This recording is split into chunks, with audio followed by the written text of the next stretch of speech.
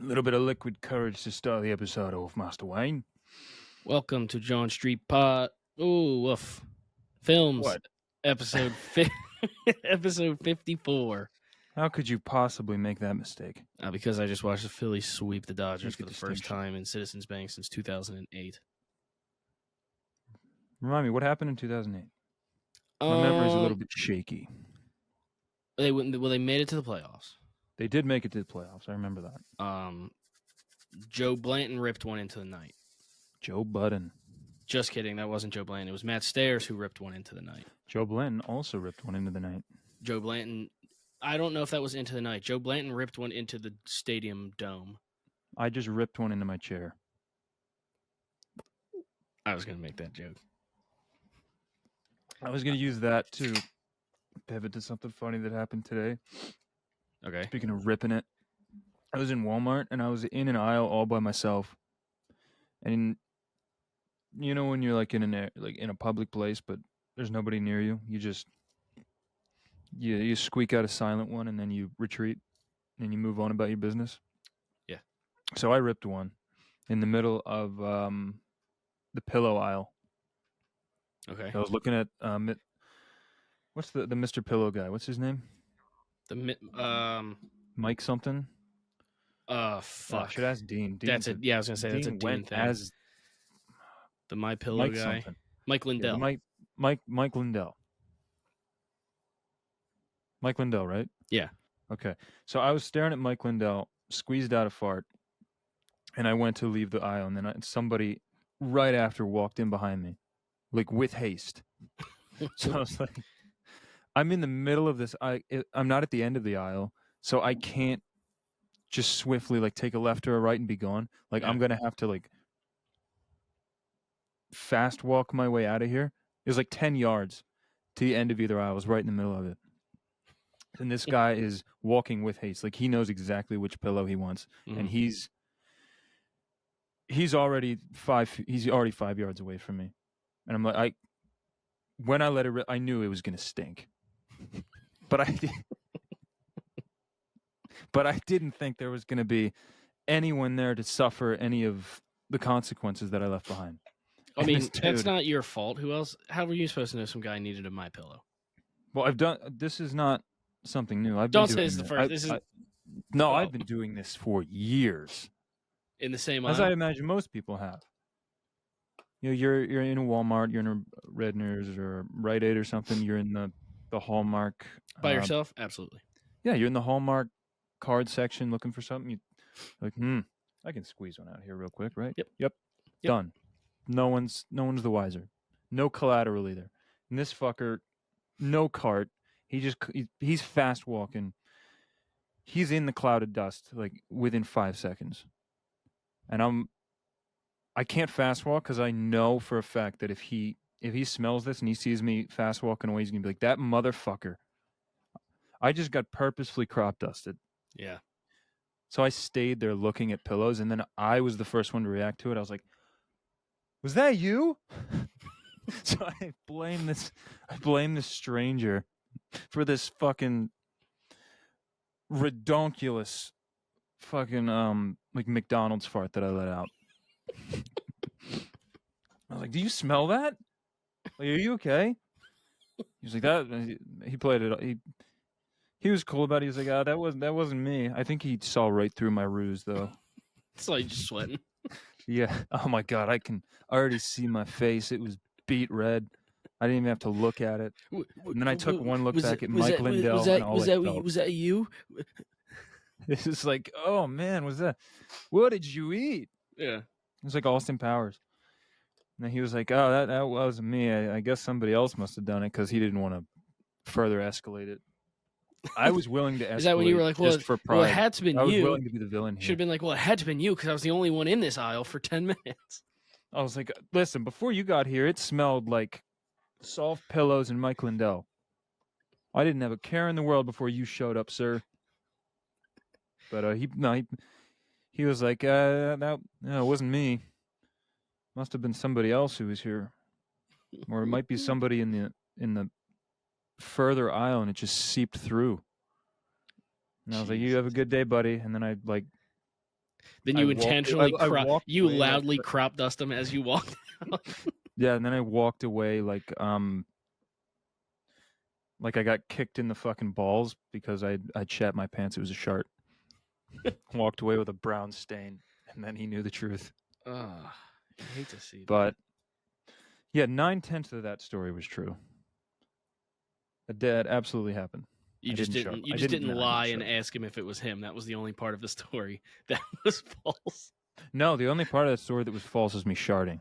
I know. I No, I know that. I did. I know that. But this is what you do, Zach. Is you go with the bits and the jokes. You see, under most circumstances, yes, but this is a rare occasion where it unfortunately wasn't a bit. This absolutely happened. I accidentally crop dusted a civilian today, and I I do feel it on disgust. I feel shame for having done so. I crop In the dust all the presence time. of Mike Lindell. Crop in his dusting all the face. time is fine. Well, it's fine. He's not going to. Mike Lindell's not going to care because didn't he file for bankruptcy? Is I think Mr. he- is I the think he went Mr. Pillow bankrupt. brand going under? I think he went bankrupt. Shit! I have a Mr. Pillow travel pillow. Really? I got it as a white elephant gift. I tried to trade it for something else, but nobody wanted it. Maybe that's why they're bankrupt. It's comfortable enough. I like it, but beggars Yeah. can't be Apparently, choosers, I My guess. Pillow got evicted from a warehouse that they used. Evicted meaning what? Kicked out of the warehouse that they But, like, could no for- longer afford the rent to. Okay, so it was for financial reasons. Like he didn't pull Yeah, but last year, like last a year, Papa John's and like no. Last wasn't year, Mike racist. Lindell says he's out of money and can't pay legal bills for election defamation cases. okay, so he was involved in some type of fraudulent activity then. Probably, but he says he's out of God money. damn it! All my heroes are villains.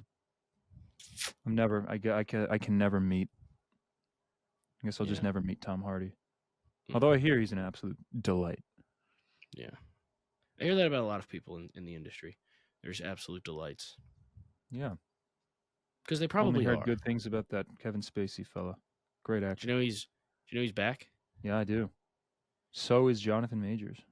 I think we already talked about that though, briefly. And I hope you all enjoyed your July 4th. He is teaching an acting masterclass in Armenia. Kevin Spacey. Armenia. Yep, Isn't Dua Lipa like part Armenian? he might be. She might. No, he- she's or Albanian. she- Never mind. Albanian.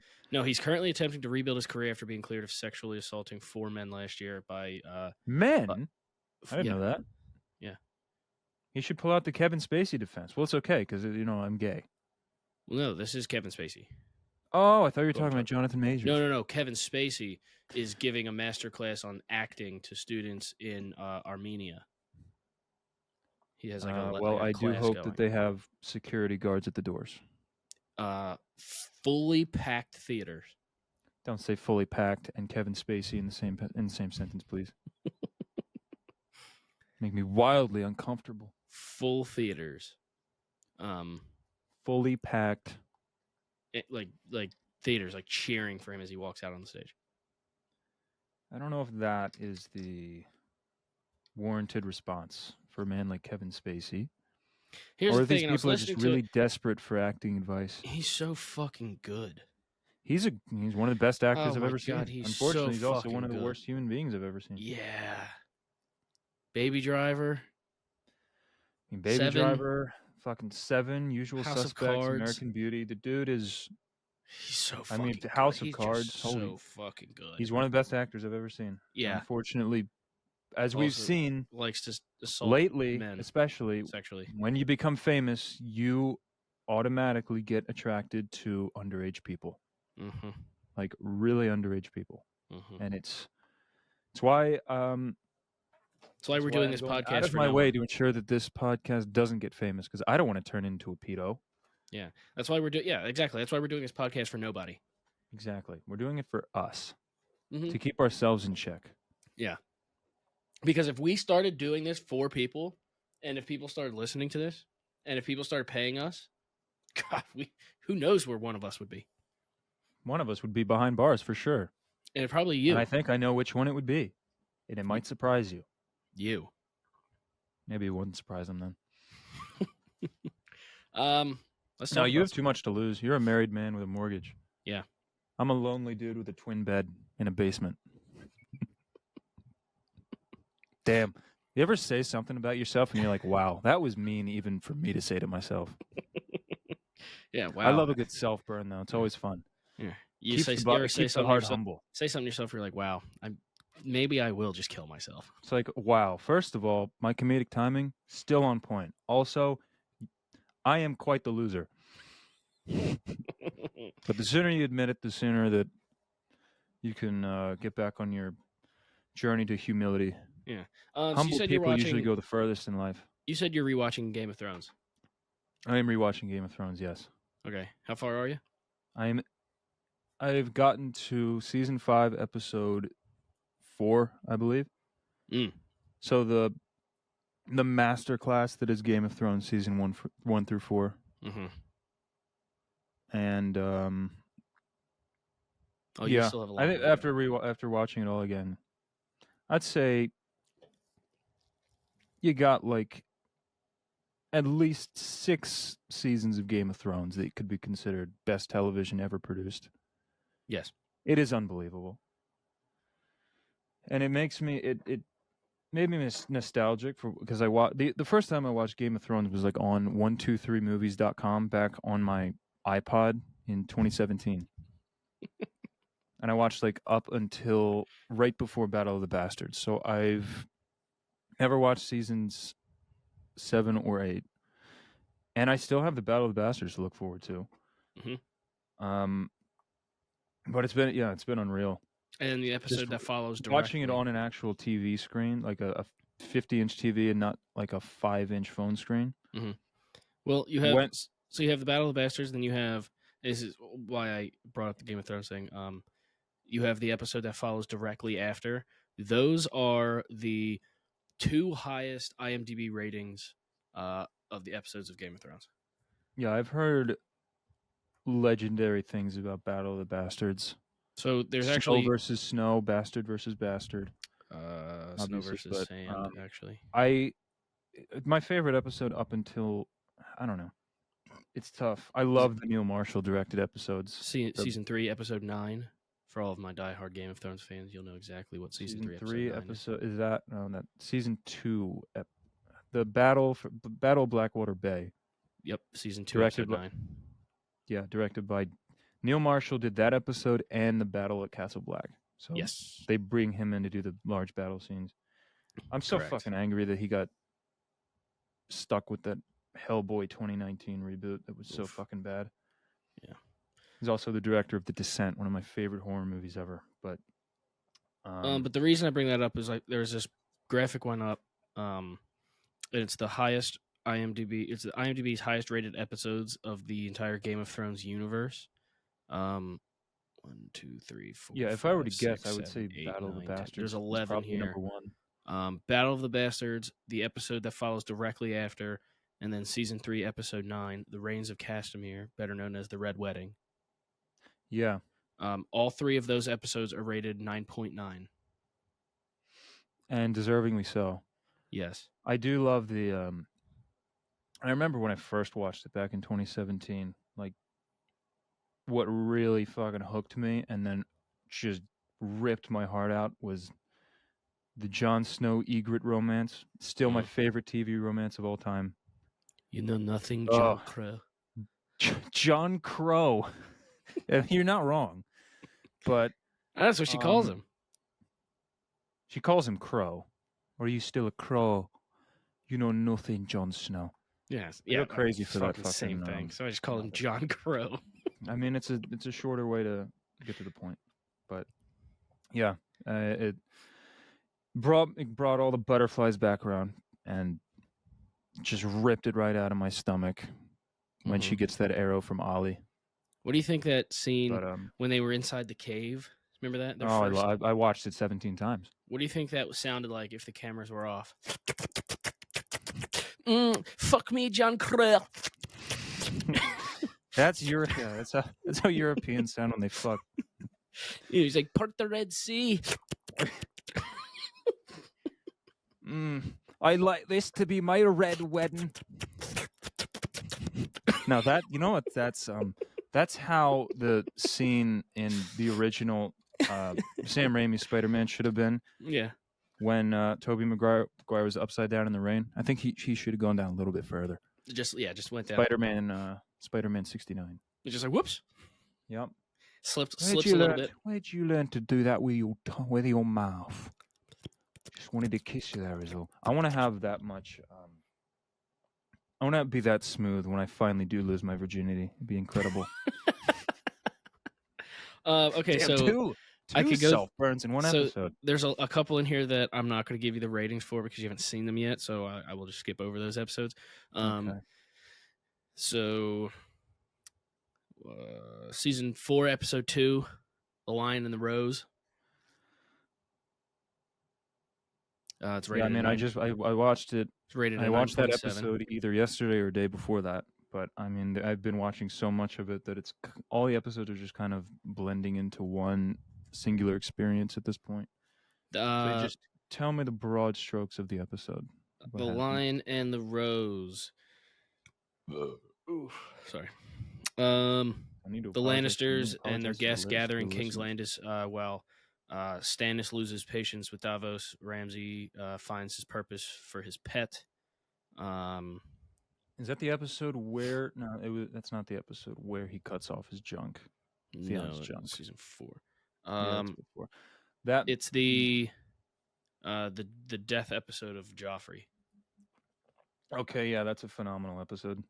Yeah. So that's rated a 9.7. Yeah, like the labyrinth that Ramsay brings Theon on, thinking it's. You mean Reek? Bait and switch. That's why if I did you just call him Did you just call him Theon because his name's Reek? Right, Reek. That's what you should. Yeah, you should call me that for going forward throughout the episodes. Call me Reek. I'm gonna change my name to Reek. Reek. Okay, so that one's rated a 9.7. Season 4, episode 8, the Mountain and the Viper. That was rated a 9.7. Is that the one where Pedro Pascal gets his head fucking crushed? Yes. Yeah. When I remember, I knew it was coming, but back when I first watched it on my little iPod, and he had him on the ground, I was like, Tyrion escapes death again. He's got the luck perk. Yes, he does. And you get like the most brutal head squashing scene of all time. Yeah. And I was like, that's where Pedro Pascal started. Yeah. And Pedro Pascal is undeniably like sexiest man alive in this show. Absolutely. I would. Speaking of him, I'll continue this because there's 2 left, but then I'll get into a Pedro Pascal thing that I just watched yesterday. Yeah, this is what like put Pedro Pascal on the map. This was it. Yeah, this was it. Just a sexy fucking man. 2 episodes before that, the Laws of Men, the Laws of Gods and Men, the one where Tywin first gets the throne. Season 4, episode 6. Is that the what's the trial episode where the Tyrion's like speech where he says, "I wish I had enough poison for all of you," just speaking to all of the citizens of King Landing. That might be my favorite episode. It's after he kills Joffrey. Yeah, because I remember I watched that episode at like it was supposed to be my last. Oh no, I lied. Wait a second. No, this is the episode. I had my things that messed episode up ended because at like 4 a.m. Season and I had to watch the next episode one. 2. Yeah, this was gave the me that speech extra episode. jolt. It was so good. Mm-hmm. This was the speech episode. That's also rated a 9.7. Probably, might be my favorite TV performance of all time. Peter Dinklage in Game of Thrones. Season 2, episode unrivaled. 9. He's my favorite character. He is fucking incredible. He's unbelievable. You hate him at first, phenomenal. But then you're like you can't help but to him. Yeah, it's the same with Jamie. Yeah. Despise him you despise him at first, right? He pushes Bran off. He's having this incestuous relationship, but then you see him and Tyrion and their relationship, and you're like, he's a good big brother, even though he is fucking his sister. Well, yeah, I mean, I think besides obviously like Jon Snow, I think like Bronn was my favorite character Bronn. in the show. I don't have a character that I don't like. I'm gonna have to go rewatch this fucking show. You got 80 spare hours. I love it. It is the a show fucking so much. journey. This is my all-time favorite show. Yeah, I have and every it's single. the excitement of seeing I don't know what if you comes could. next, and also I don't know if you could the see trepidation of knowing what back is going to here. come in season 8. I don't know if you could see back here. Can't really, but we know it's back there. Right, let me turn my You'll light light it up, and you just like there's like a body hanging on the You wall. ready for this? Alexa, That'd be something I would turn do. the lights on. Okay. It would have been really funny if There you go. I have all of my. if the ceiling fan light turned on and then the lightning bolt popped. That would have been hilarious. It would, but I Yeah. have all of my house banners, and there's some on this wall here that you can't see, and they go all the way down the steps for every house. Bruce Alexa, Bolton turn the lights is off. one of my favorite characters too. Okay. I love Yes. the fucking that betrayal the first time I saw it. But if I could envision myself playing a character in the show, I think it would definitely be Ramsey. Just a cunt. Just a maniacal fucking dude who loves turned on by violence and torture. Yeah, violence. It's not even because you enjoy doing that. You just do it. I mean, it's not that like you're forced to do it. It's just for sport. Oh, it's lovely. Yeah. Okay, so then the last one I could say on here is season 2, episode 9, which is Blackwater. It's also rated 9. That's that. The other wildfire 9, explosion. Yeah. The visual and the sound design in that scene is bar none. Like, looks better than most movies. I mean, the show in general looks better than most movies, obviously, because it's like the biggest production of all time. Mm-hmm. But I think if I were to pick a favorite episode, it would have to be between the Tyrion speech episode and Battle of Blackwater Bay. Oh, just you wait. So far, until I get to Battle of the Bastards, which I think I mean, there are 6 months to film. There are some episodes in season 8 which are fucking like, oh shit, like fucking awesome. But you'll see that. Anyway, so the other 9/7 is the last episode of House of the Dragon that just came out. Another episode that's rated 9/7 is in season 6. Another episode that is rated 9/7 is in season 7. And you are coming up in season 5 on an episode that is rated 9/8. I know I'm at the point now where Tyrion has been shipped off in that box. Mm-hmm. He's arrived in Bravos, I think it is. It's either Bravos or Pentos. I think it's Bravos. Bravos. Right. He drank the wine, threw up, and Lord Varys suggested meet up with Daenerys. So you haven't got to that part yet. Oh, fuck. No. You are in I have watched it. It's been awesome 7 years, though, and it was on a little phone. Yeah. Oh, just so I do sort of. I know there's in my mind. I can see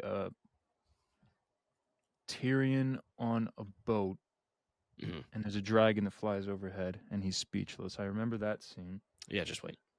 In a couple episodes, you're gonna get a rated 9/8 episode. Yeah, I'm at the point where that's going on, and Arya has found the people who can change their the faceless man. The faceless man, yeah. Arya is one of my favorite characters too. Ooh, I also have and Brienne of Tarth. Love Brienne of Tarth. Just down for a second. Fill the air for a second. And I miss the Hound. Yeah, I feel like you've just been waiting for an episode like this where I've been watching Game of Thrones.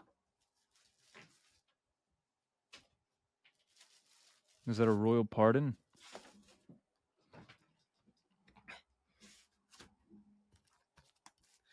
So I have some.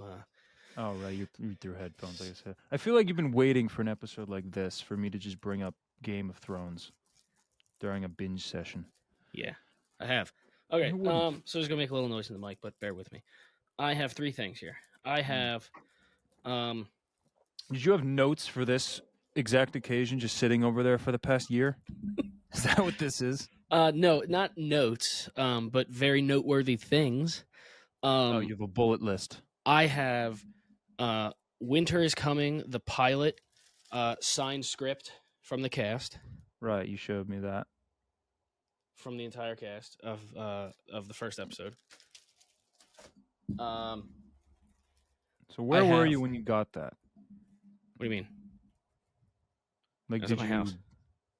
No, I mean I spent a lot of money. That I mean, where did you initially get it from? I found it on. I spent a lot of money online? on it online. Yeah. I was gonna say you weren't at like a panel reading or anything. No, I spent a stupid amount of money on these. Well, because I have the Battle of the Bastards. People's signatures are just like scribbles. Mine's the same. And then you did show me that. The episode from season 7. I think it's the finale of 7. It's called The Dragon and the Wolf. I have this one too. I'm trying to see if I can discern any of those. One of those just looks like. Who's you looking one for? Up in the right hand corner legitimately looks like my hand. Looks like my signature. This one? No, the other corner. This one. Yeah, that one. Number 3. That is exactly how I write my first name here? when I'm. That's Peter Dinklage. I rest my case. My favorite character, my favorite TV performance, and that's how I sign my name too, Peter. Let's link up. Yeah, because then, no, wait, am I wrong? Tell me you're not wrong. That better be Peter. It is. Okay, I am wrong. Good. Because this one, I was looking because this is Aidan Gillen, or Aidan Gillen. So that's why I was because it in the back.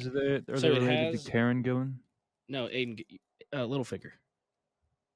Right.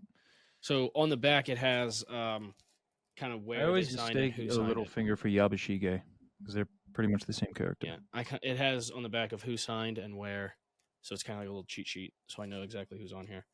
So that's not like a copy or anything. No, those are the actual like marker signatures of the people. Yes, and then they incredible. And then they printed out like a little.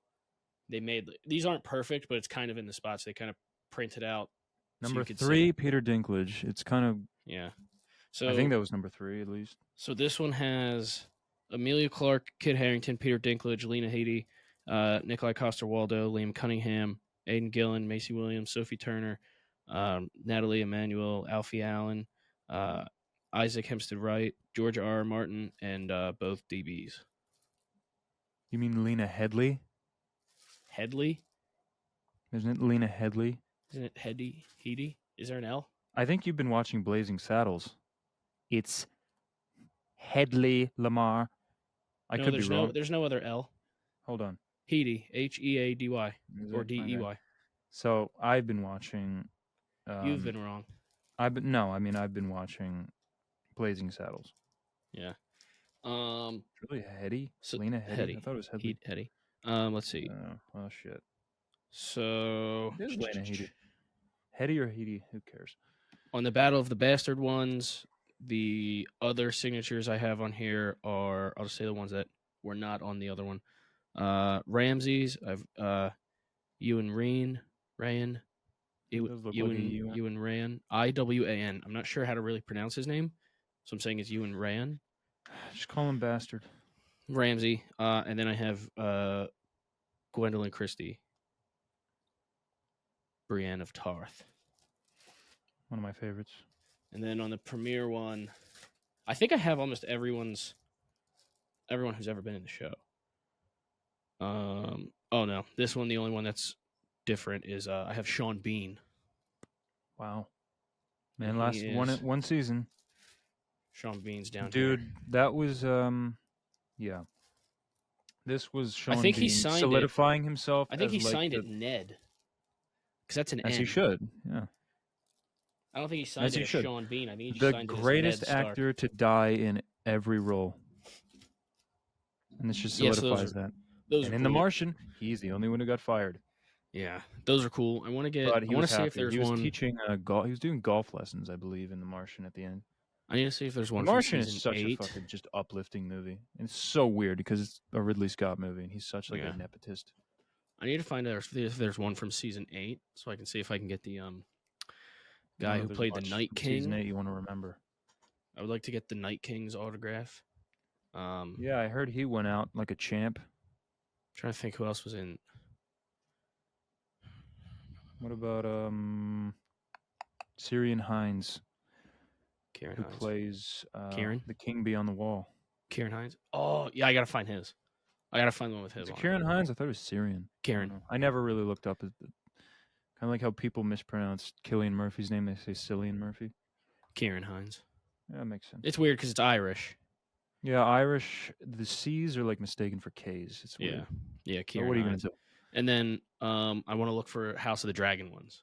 Yeah, the last episode I watched was when Jon Snow buried an arrow into the burning carcass of Mance Rayder. Yes. That was the last episode I watched. That's sick. Yep. Oh, So, I'm so excited. essentially 4 perfect seasons of the biggest production television that you could possibly have. Yeah. Now we're in season 5. I like what I've seen through 3 episodes.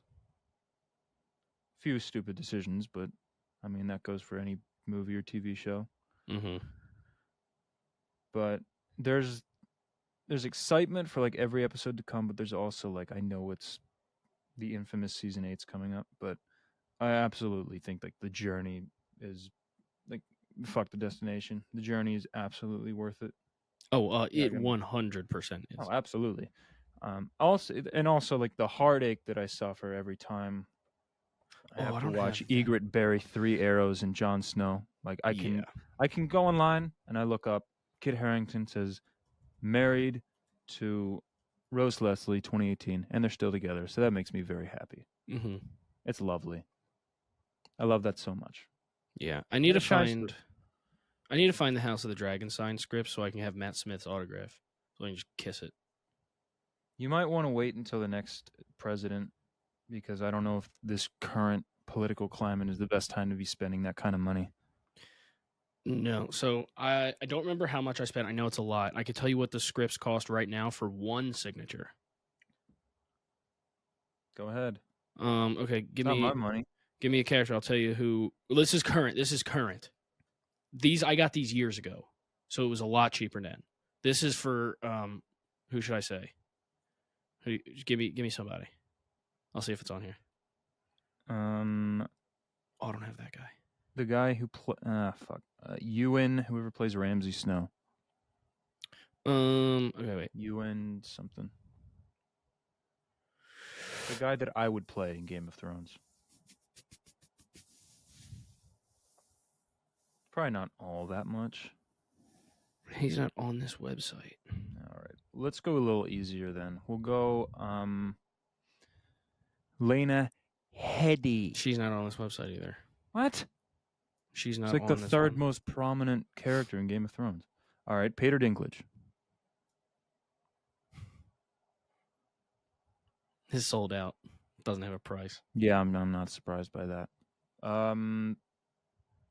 Ygritte. No, she's not even on mine. Who is on here? These are significant characters. Okay, so Nikolai Coster-Waldau. Yeah, I was gonna say Jaime Lannister next. $435 for one signature. For one signature. For fuck. That's in today's money. That's in today's. So how much would it have been back before the pandemic? So I Just think ballpark. I spent around $500 on each script. Yeah, even back then, I would be like, you're absolutely out of your mind because I don't make much money. I'm more of a scavenger. Well, this is the biggest purchase I've made in the last 2 years is a Manscaped razor I bought yesterday, and that was I was still living at $107. home. So I was still living at home. Yeah, that's fair. So I wasn't like my money wasn't going to anything. So I was like, I'm gonna get these fucking scripts. Yeah, if I could go back in time, But I want to get more of them because, like, I want to frame them and I want to put them up. So I think it'd be sick. Now, here's a question: do you think after House of the Dragon, do you think they're going to keep these spin-offs going with like each of the significant houses? Can be like House Stark series, or No, like because that's Game of Thrones, I think. House Land. Well, I mean, sure, but like there's history predating this. Like this House of the Dragons, what 200 years before Game of Thrones, as we saw it, Yeah. right?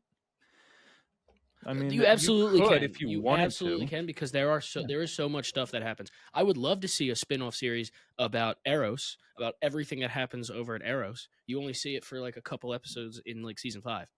Yeah, you could have like a history of Westeros type of thing. Yeah. Like what happened a There's millennia ago in Westeros. there's a show being filmed. It's filming right now. It's called A Night of the Seven Kingdoms. And who is that focusing on? He's You're he just he eating is all this up. I can see I it in am. your eyes. He's a You're loving this. He's a squire who takes up the armor of his recently deceased hedge knight, and haphazardly tries to enter into a tournament.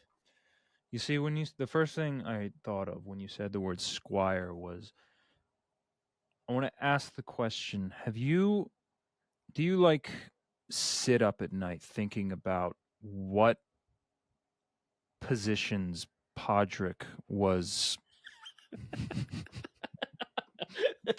What No, what I allowed no Podrick to become the sex god that he was, that those King's Landing whores denied the gold? I sit up at night thinking about it. Podrick, the sex god. I sit up wondering They're why. one of the funniest scenes I've ever seen. I sit up Like, wondering why Podrick. Podrick, take a seat. Podrick's We not. need it in excruciating detail. I wonder why Podrick I'm like, is not on my scripts, and neither is Leslie Rose. that's a shame. It is. You Those know are two who of is? my favorite characters. Neither is Kieran Hines, but there's I mean, Euron. I don't have Euron Greyjoy either.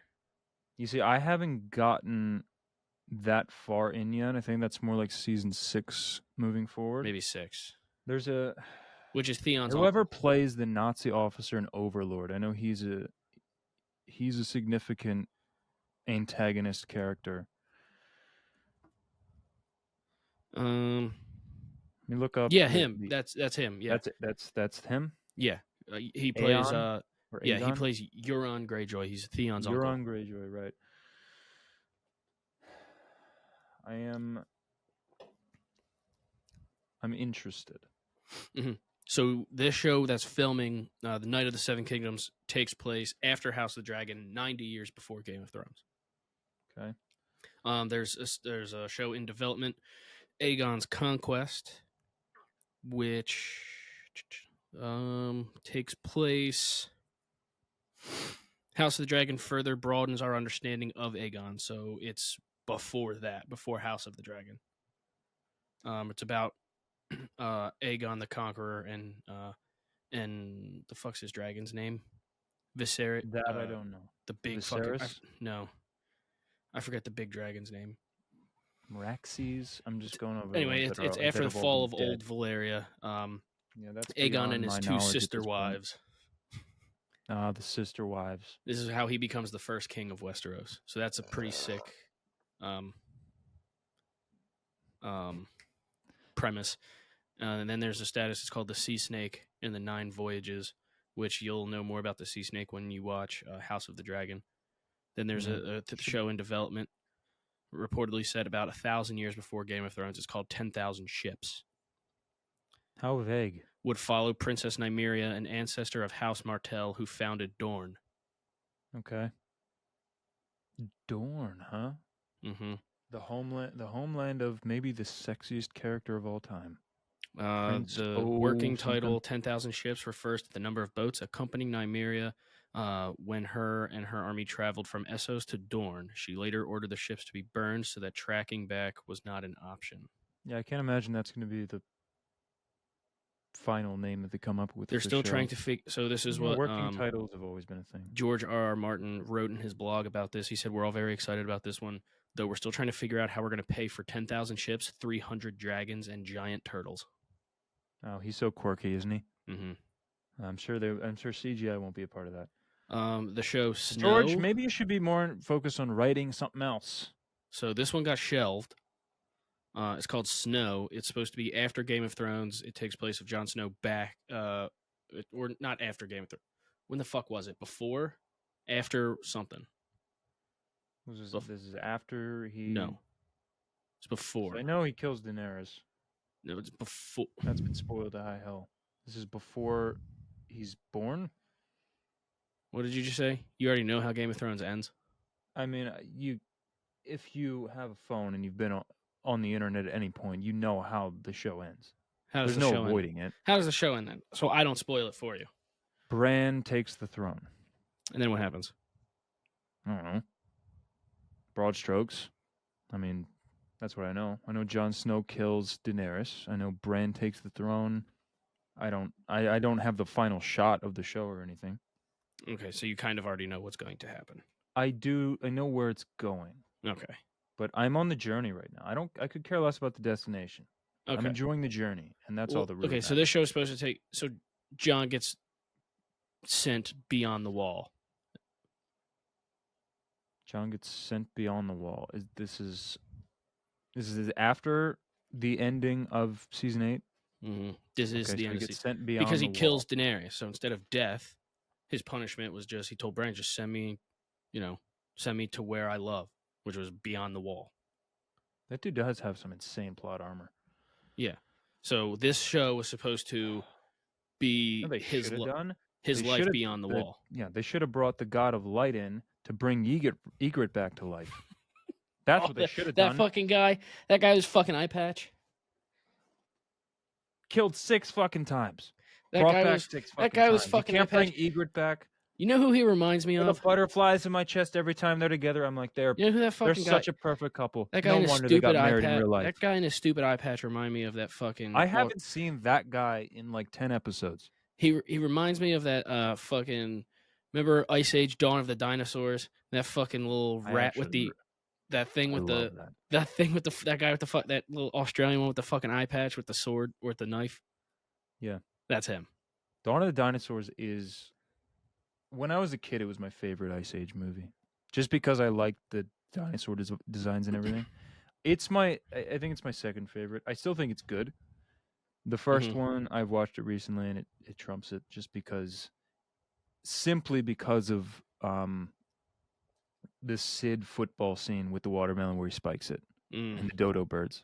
I don't think you can top that. I think that tops anything in Game of Thrones.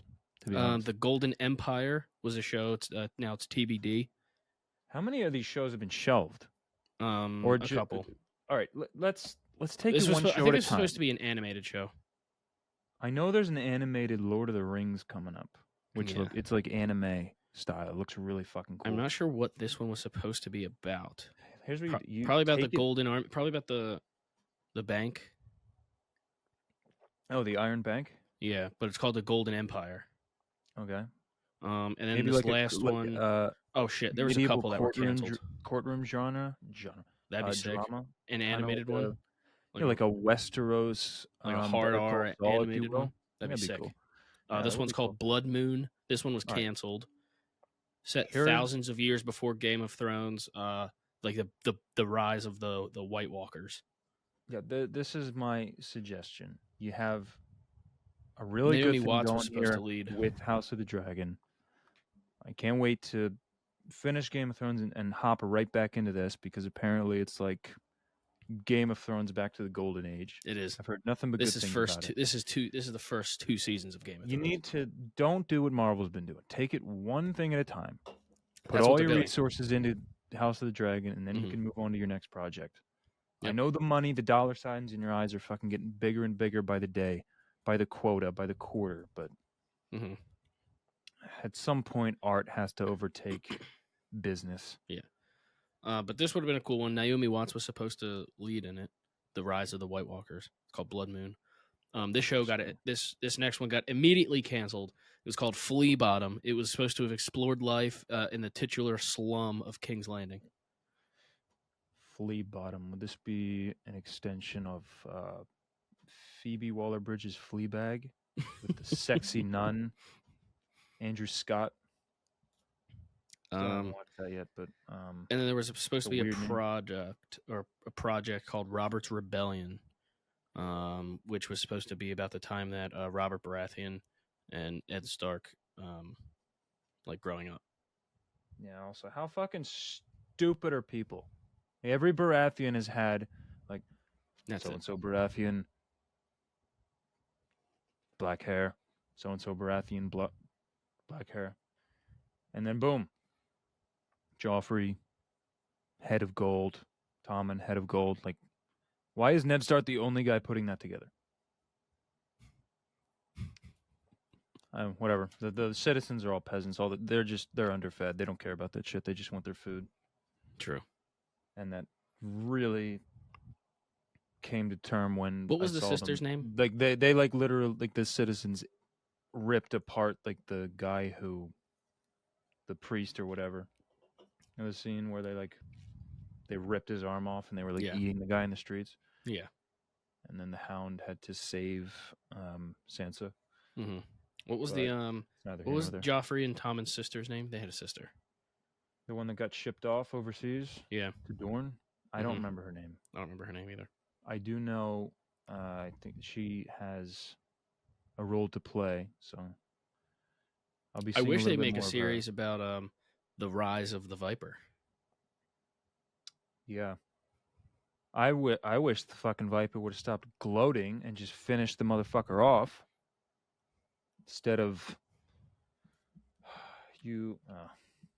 very Inigo Montoya. All I could think about during that scene was Inigo Montoya. You killed my father. Prepare to die.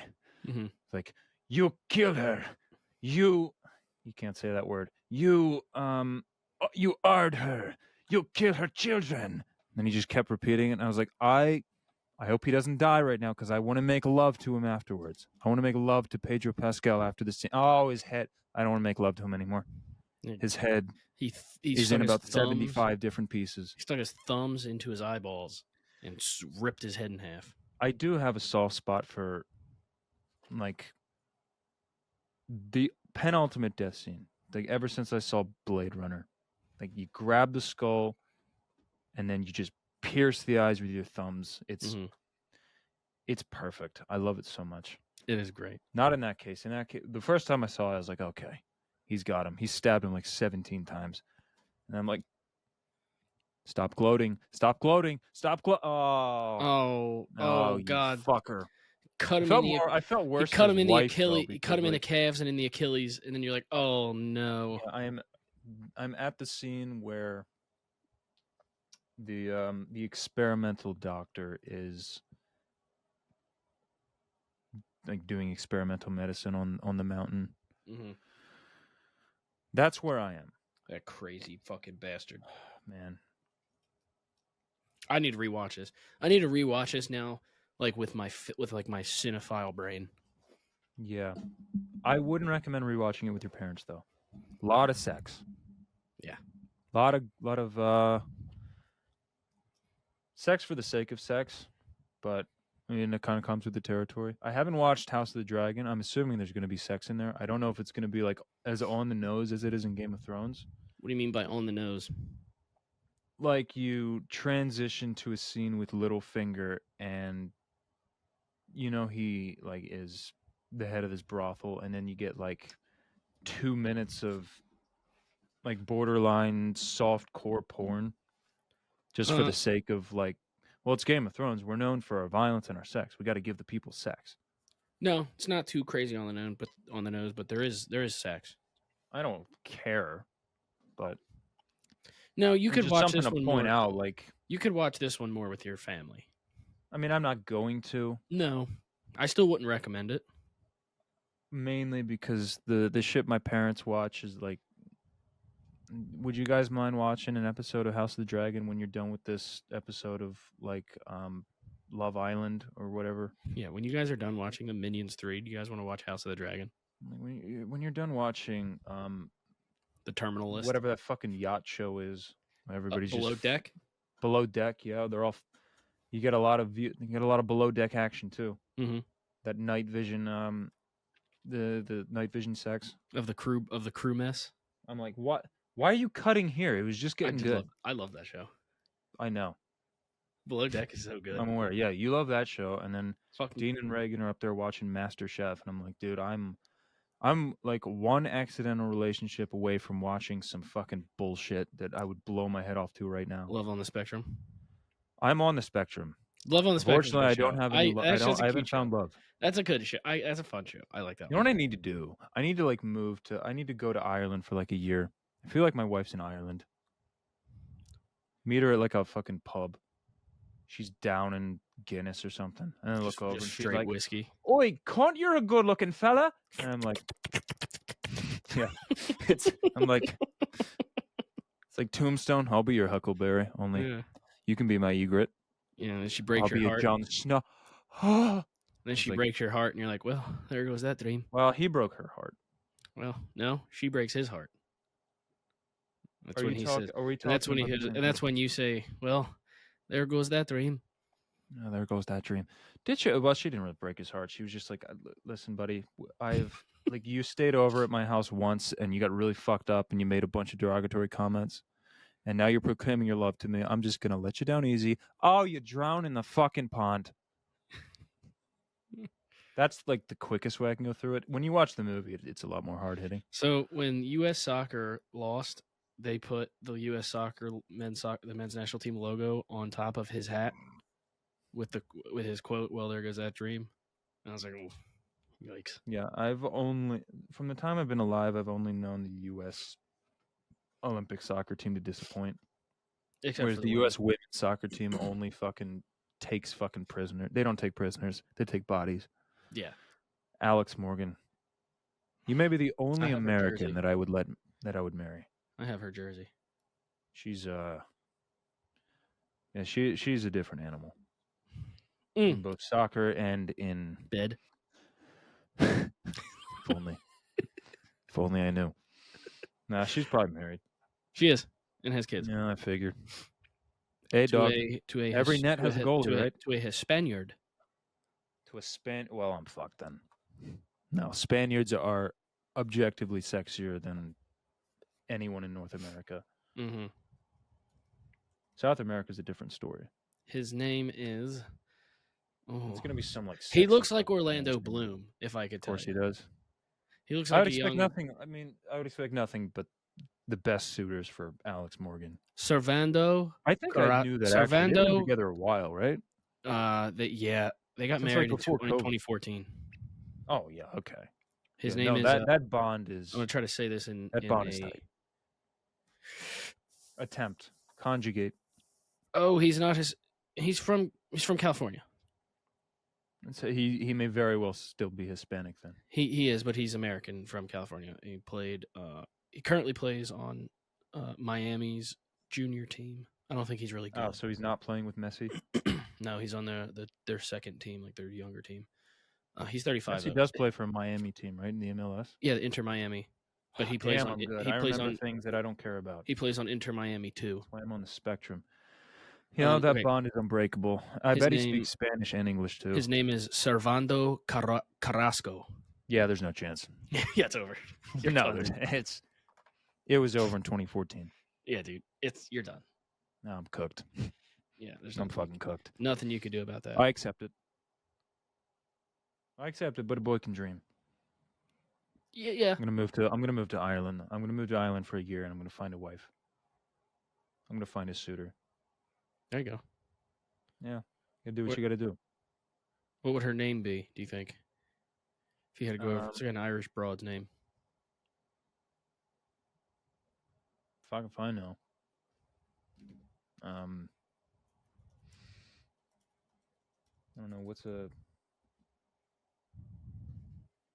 being distracted by an image. Oh yeah, fucking cooked. Not a chance. Yeah, dude, he's hot. No. Well, he does. I mean, he plays soccer, so I could probably beat him up. But she plays soccer too. I let her beat me up. Maeve. Yeah, Maeve is a strange one. Sauries. Sauron. Now, what's the girl's name? Sauries Ronan. Saoirse? Saoirse? I think it's pronounced Saoirse. Who played Saoirse? You're talking about like not Saoirse Ronan. That's how we pronounce it. It's Saoirse Ronan. Saoirse. That's what. Yeah. I don't know how to pronounce it. I just know how to spell it. No, it's Saoirse. Saoirse. Yeah, Ladybird. And that's one of the first thing that showed up here. Yeah, Ladybird. Yeah. I don't know. Helen. I think Ava is an Irish name by trade. I like the name Ava. That's a nice name.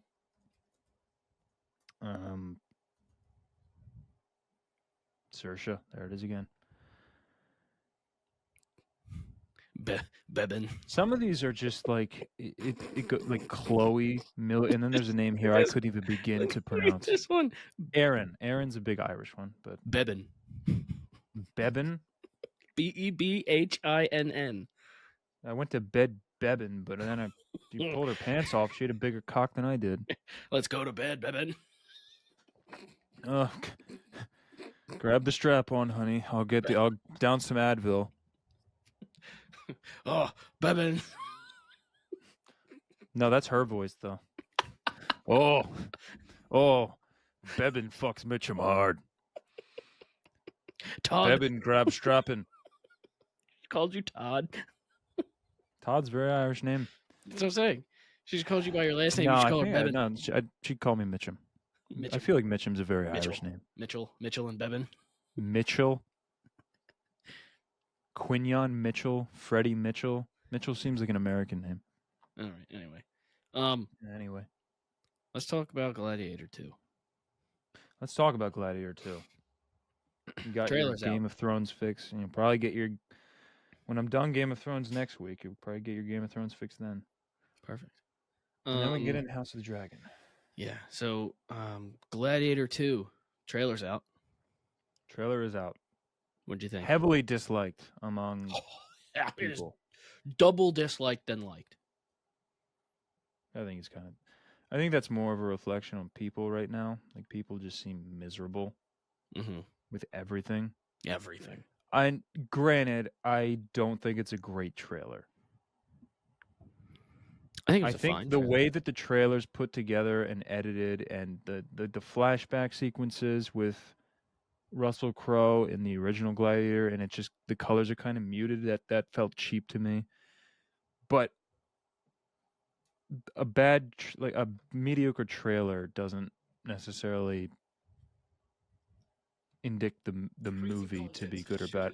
From what the footage I saw from the actual film looks incredible. Like, I wasn't the trailer was kind of a meh trailer to me, especially for something as iconic as the sequel to Gladiator. I thought it was fine. It was just fine. I thought it was all right. There were certain parts of it I was like, okay, that feels like what like a YouTuber with 500 subscribers would put together in like a fake trailer. Yeah. But from the footage I saw from the movie itself, it looks incredible. Like, the movie looks incredible. I don't think the trailer was very good, but I see people complaining about two things, and it's the choice to have a rap song in the trailer. I thought it was cool. I think it fits tonally. If you know, yeah, exactly. No Church in the Wild, the lyrics. What's a man to a mob? What's a mob to a king? What's a king to a god? What's a god to a non-believer? I think tonally that all fits together. I think people are just getting mad. They're like, Hans Zimmer's turning in his grave, and then I'm like, Hans Zimmer's not dead. Well, they had it's the same argument they had when they had when it was, I think it was Jay-Z again. Was it Jay when they had it in Great Gatsby? Yeah, I mean, people are mad about like the fact that it's a rap song, and then other people are like, it's a Kanye rap song, and then like, they're bringing up all the Kanye controversy, and like, well, they're not using the Kanye West verses of the song. Not that I care about that anyway. I think tonally it makes sense. I do understand where people are coming from. I'm like, yeah, but who cares? But like, look at I don't care at all. That's probably just a song for the trailer. It is. They're not going to use Exactly. No Church in the Wild in the film. Exactly. Just like they're not going to So use look at the whatever, sequences. like they're The not going to use the sequence of Led events. Zeppelin song that they used in the trailer of Napoleon. Exactly. So look at the sequence of events calm when that's down. coming on. He's looking People at are just Maximus's very armor. He's angry. grabbing the sword. He sits on the horse, and then there's the mob of people outside. The kings are walking into the battle, and then you see bodies getting dragged. Like, okay, cool. You know what this looks like? This is perfect audio to visual. Yeah, and again, I don't feel it was a great trailer or anything. No, I think it was great. I don't care about the trailer. A lot of people are saying the trailer shows way too much. I mean, sure, but I mean, what is it showing you that you're not already figuring is going to be in the movie anyway? The one death scene from that girl. What girl? There's a. I have the trailer. I'm watching the trailer currently. Again, like I just have it playing as we're doing this. There's a scene in the trailer where Paul Mescal's character is holding this woman, and she has an arrow in her chest, and they're like in the water, and he's just like holding her, screaming. So like, there's probably a death coming. Okay, but I feel like there's a lot of deaths coming. Yeah. Yeah, the trailer was, but from It the shows footage I you- saw from the movie, it looks fucking incredible. Yeah. The visuals look it's Ridley Scott. Obviously, the visuals are going to be top notch. The cast is insane. People just want to bitch and cry. Well, people are just miserable in general nowadays. People just want to bitch and cry. The trailer shows you the plot basically, and that's it. Hey, you're gonna meet this guy, and he's gonna give you a mission, and here's your journey. Oh, boom! Middle of the trailer. Whoa! I guess this guy might be the enemy. Look at that, he is. And at the end of the trailer, wow! The hero and the enemy, they fight. No Go way. back and watch the original Gladiator trailer. Tell me you don't see like everything mirrored here too. Yeah, and again, I think it's fun. I think it was a very mediocre trailer. I think they could have cut together a better trailer. But from everything that I saw, like cinematography wise, acting wise, obviously the direction is going to be superb. It's Ridley fucking Scott. But the three main complaints that I've seen is the music choice in the trailer, which that's not going to be present in the movie, so fucking get over it. The fact that it's Kanye, a controversial figure, it's a Kanye song, but there's no Kanye verses that you hear. The other thing is a bunch of people saying this isn't a movie that needed a sequel, which I mean, I can agree with that. I don't think it needed a sequel. But then again, if this movie comes out and it's fucking incredible, I'm going to be like, I'm glad there's a sequel to this if it's this good. And then the last thing is, those might have been the only two things, to be honest. I can't really think of any other criticisms. I think there was one, but I'm just forgetting it. But we're getting things that we. Here's one. Yeah, it's maybe the first comment. It's the first comment under the video.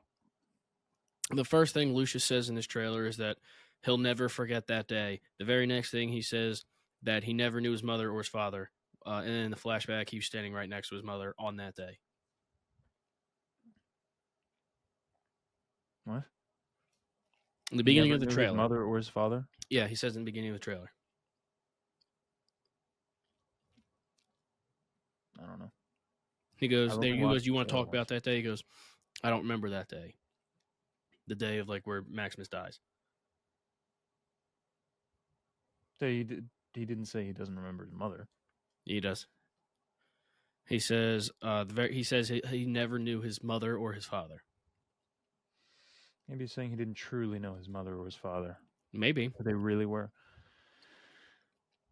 I mean, we'll find out. I'm not one of these people who watched the trailer and was like, I'm boycotting this shit. Mm-hmm. I know there's rumors of like the budget going over $300 million. If that's the case, then I don't know how this is going to make its money back. unless there's like it's like an Avatar situation where all these Gladiator fans have just been hiding underground. They're gonna pop out. Mm-hmm. It's gonna make money. Okay. Oh, Then that's three. okay. The third thing that I remember it now. It was like a bunch of memes about like Denzel being like Training Day Denzel Yeah, in this one. Rome. When That Denzel was the stands in the thing. middle of the Coliseum and he tells all the gladiators he's putting cases on all you bitches. Yeah, which admit I find that to be a fucking hilarious meme. I think It'd that's be really funny. fucking incredible. The But other one was at the same time, I think when the movie comes out, everyone's probably going to be like praising like Denzel's performance as like there was none of this shit when Denzel played Macbeth. Yeah. And he was the stellar. main thing was like the gripe I saw was, oh, Denzel's in it. I guess we got to put a rap song over the trailer. Black Man in Rome. Time to put hip hop in the trailer. Like, dog, did you not remember Jimon Hansu in the original Gladiator? Yes. One of my favorite characters of all time. Yes. I will see you again, Yeah. but not yet. The other comment on here, tears, dude, tears every time. The other comment on here that makes me laugh says, "I almost thought Vin Diesel was going to smash through the Coliseum doors with his V8 Mustang and drift around the gladiators with his sideways pistol aimed at the Emperor." Yeah, I don't know where that's coming from. Maybe just the fact that there's a rap song in the trailer. I don't. Again, visually, everything I saw from the film within the trailer looks fucking what the kids call peak. It looks peak. It looks incredible. Yeah. I mean, you're getting from the first shot of the Coliseum, which is it's a water battle, which is called a Naumachia, I believe. It says thousands of years later, Denzel's there was still the only same character. Yeah, it's Lucius, right? His name is Lucius. Yeah. Yeah. And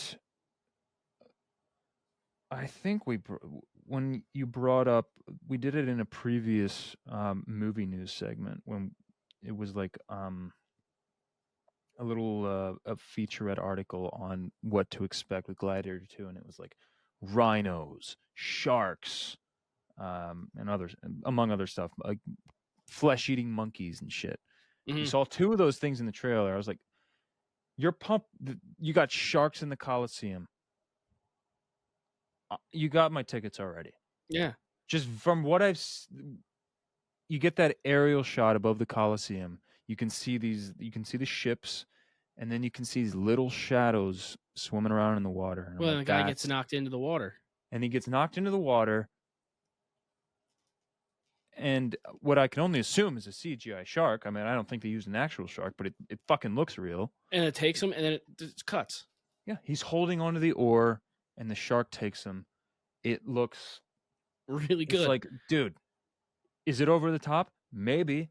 Ridley Scott just put a shark in the middle of the Roman Coliseum. Fuck no. Ridley Scott just found a way to put a shark 1,000 miles away from the ocean in the middle of a Roman Coliseum in the desert. And well, the Coliseum is relatively close to water, to the coast. Yeah. So okay, that makes sense. The Romans are very innovative. They were very innovative people. I mean, when it comes to like public plumbing and sewer systems and stuff, like they masters at architecture. So I don't think they're. I mean, figure out some type of a way to. Why can't I flush my toilet? Oh, the king's taking sharks through the sewers. Listen, win the mob. I think they had to put notices out on every door. It's like, do not use your plumbing for the next 12 hours. We have to take sharks through the sewer system to get them into the Coliseum. And so we need clean tunnels. The moment I heard like that article you brought up was like flesh-eating monkeys, rhinos, and sharks. I was like, how the fuck are they going to incorporate sharks into this? They're going to bring the sharks into the Coliseum. I can only assume. I don't know if they're pumping salt water in from the coast or if these are bull sharks. Yep. I couldn't quite tell. They kind of look like tiger sharks from what I saw, but you didn't really get a good look at them. But it looks. I can't wait for that scene. I can only assume this is going to probably be like a 3-hour movie. Mm-hmm. Because, I mean, you get the siege on Rome, I believe, and then Paul Mescal's character gets taken into slavery, just much like Maximus did, becomes gladiator. Again, not super high on the trailer, but everything I've seen from the actual movie looks unbelievable. Mm-hmm. We saw the Rhino too. I don't particularly like 2-minute plus trailers. I think they should be short and sweet. It's a 3-minute, 10-second trailer, so there's a lot packed into it. And that's what my criticisms of the marketing are going to be more prevalent here, because I've been blessed with what I would describe as perfect marketing for Alien Romulus. Mm-hmm. You got a 1-minute teaser trailer, which told you nothing, and you got a 2-minute flat trailer, which basically also gave away nothing. I think that's how you market a movie. I think Paramount may have let a little bit more, um, a little bit more slide than I would have been happy with. But at this point, I don't care, because the trailer isn't something. A trailer for anything isn't something I'm worried about. Challengers had a very mediocre trailer. That movie was incredible. Yeah. You get plenty of great movies that have mediocre trailers. Most times trailers I'm suck not. ass. Yeah.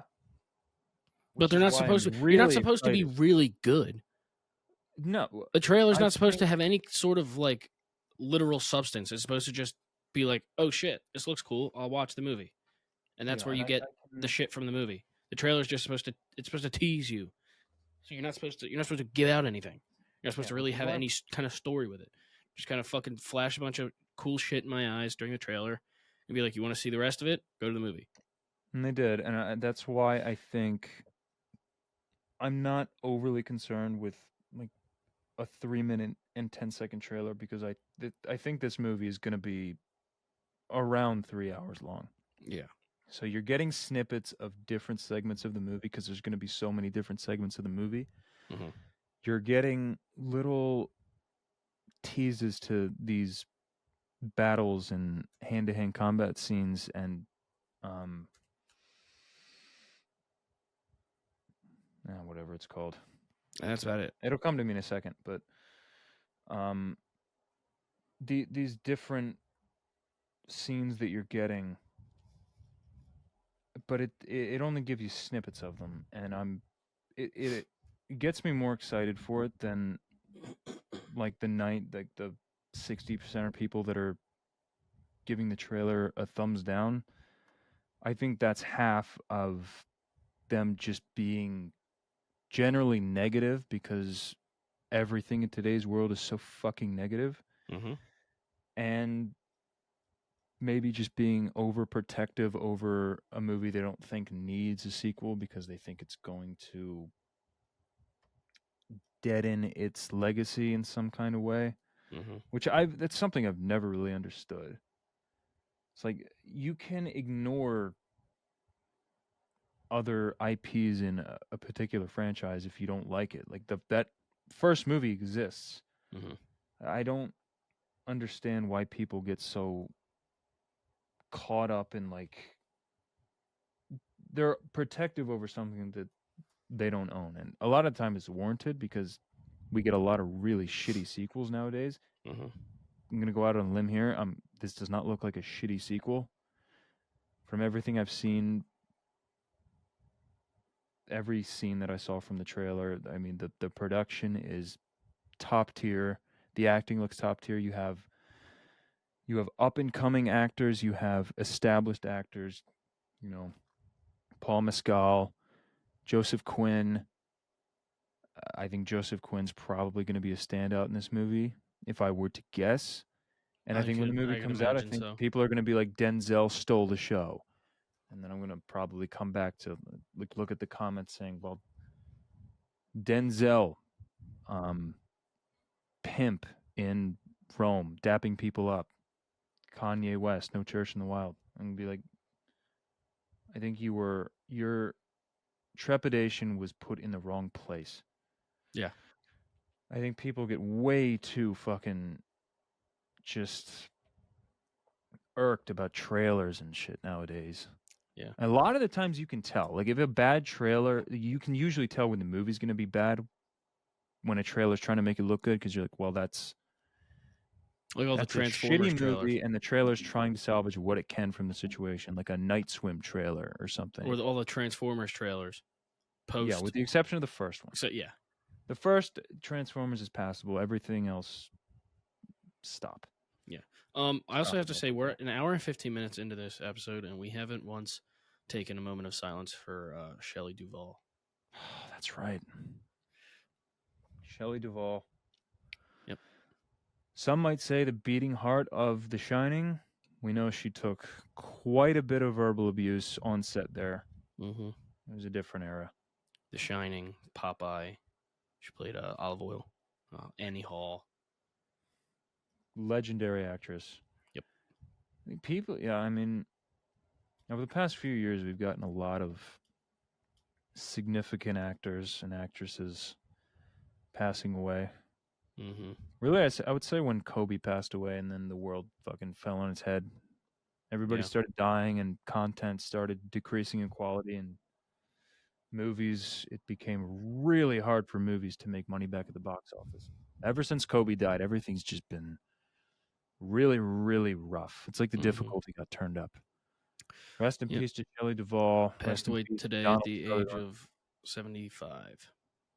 You see, I can see that being a tragic age for some people.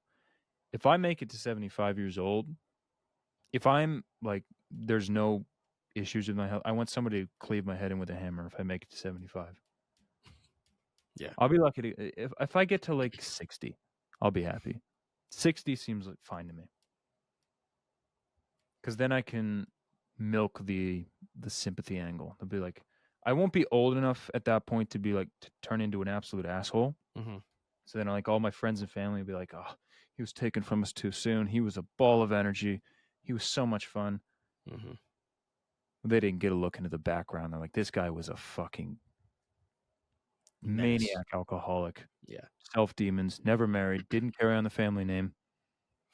He was lucky to go at 60, to be honest. Yep. Put him out of his misery. But let's see. I don't think Shelley Duvall probably shares my mentality, but rest in peace to another legend. Yep. It's got me concerned. You know what I've been concerned about the last few years? It's been like, I feel like I'm going to wake up one day, go online, and it's going to be like Jack Nicholson dead Hanks. at like 89 or 90 or something. Because you know that day's coming soon. It just feels like it. He's been out of the game for like a decade. You know what one's gonna suck? You know what one's gonna really fucking suck? Viggo Mortensen. Yeah, but I'm talking about like people who are in the 18th fairway right now. Ian McKellen. Clint Eastwood. Yeah, I mean, Clint Eastwood's been putting on the 18th green for 20 years. When I do get that message on my phone one morning, I'm going to be like, I can't fucking believe he lasted this long. Good on you, lad. Yeah, I don't think it's kind of like with Betty White. It's like, I mean, how much more life can you have, though? Betty White died right before 100, though, right? Right before 100. She was almost 100 years old. Yep. It's like the same with my great grandma. I think she passed 7 days before her 100th. Dick Van Dyke's still going. Dick Van Dyke's never going to die. You know who else is never going to die? Mel Brooks. Mel Brooks is never going to die. 98. I think Gene Hackman. He's producing something. It might be a Spaceballs remake. He is. What is he doing? Mel Brooks is currently, let me find it. I was just looking at it yesterday. He's got to be pushing 100. He's 98. Yeah. I think he might make it to like near 110. Because I don't think he drinks or like parties or anything. He has something coming up, but they're two like small things. They're not anything big. Well, when's the Spaceball thing happening? I don't think it is. That got canceled? I just saw news for it a couple weeks ago.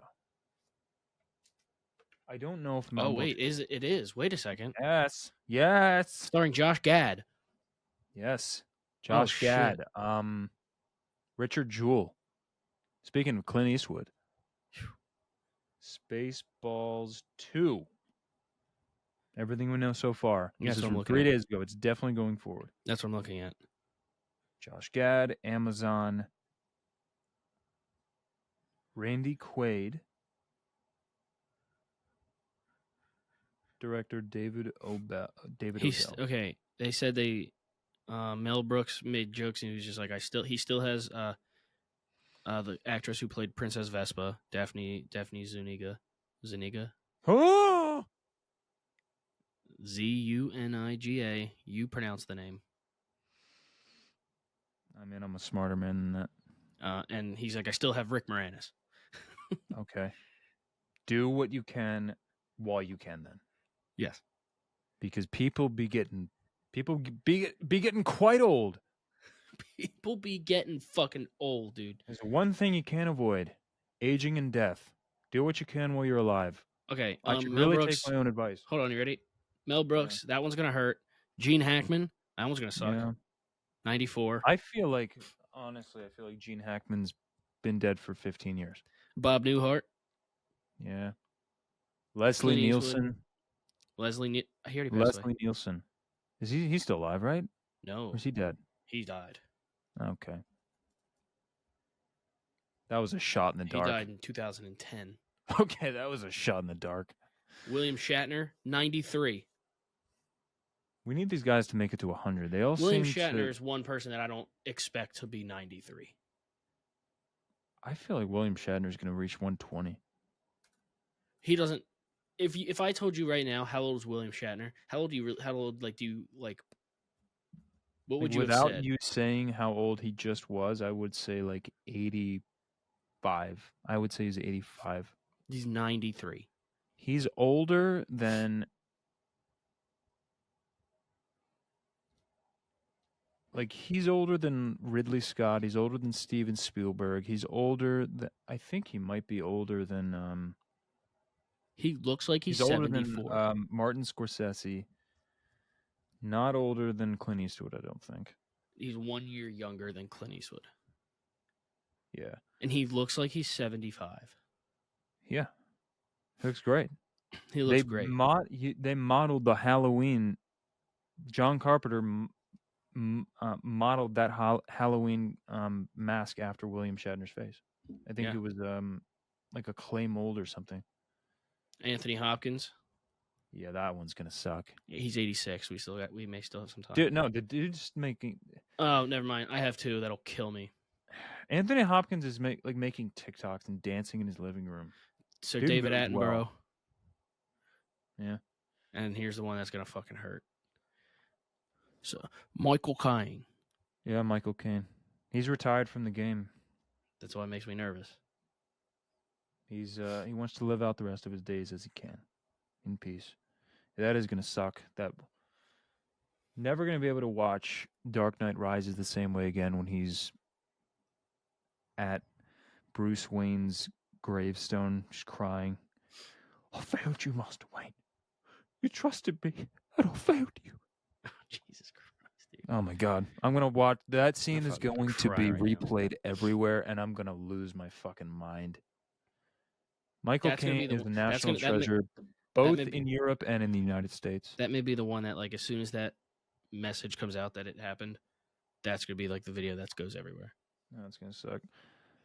Sigourney Weaver is going to be tough for me, although she's not that old, especially since she played like a 17-year-old in Avatar 2. Yeah, So- she's 74. Yeah, she's safe right now. But when that does happen, like that's my hero right there. Ellen Ripley. My Yeah. favorite character of all time. Actors that are older than you think. If I were to guess one, I would say. Well, here's I have names and ages, right. so I can tell you something. Okay, so Paul Rudd, Paul Rudd. I'm gonna go 49. 55. Okay, that's valid. Looks Keanu good. Reeves, Keanu Reeves, 59. 59. Woo! Oh, I might have to break out the Rotten Tomatoes score guessing now. Jim Parsons. Jim Parsons, 53. 51. It's a valid guess though. Jared Leto, 54. 52. Oh, I'm on fire. You're doing all right, dude. No, I'm doing way All better than right. anybody thought I would. Angela Give me my Bassett. 10-day contract. Pedro Pascal. Angela Bassett, Oh, that wasn't even close. 48. 65. Holy shit! What? Maybe it's just because I didn't watch the The Woman Black King. Panther 2. Oh. Wow. Okay. I you did? admittedly I Sorry, don't know. I don't didn't know watch much that. about Angela Bassett. I just threw a random guess out there.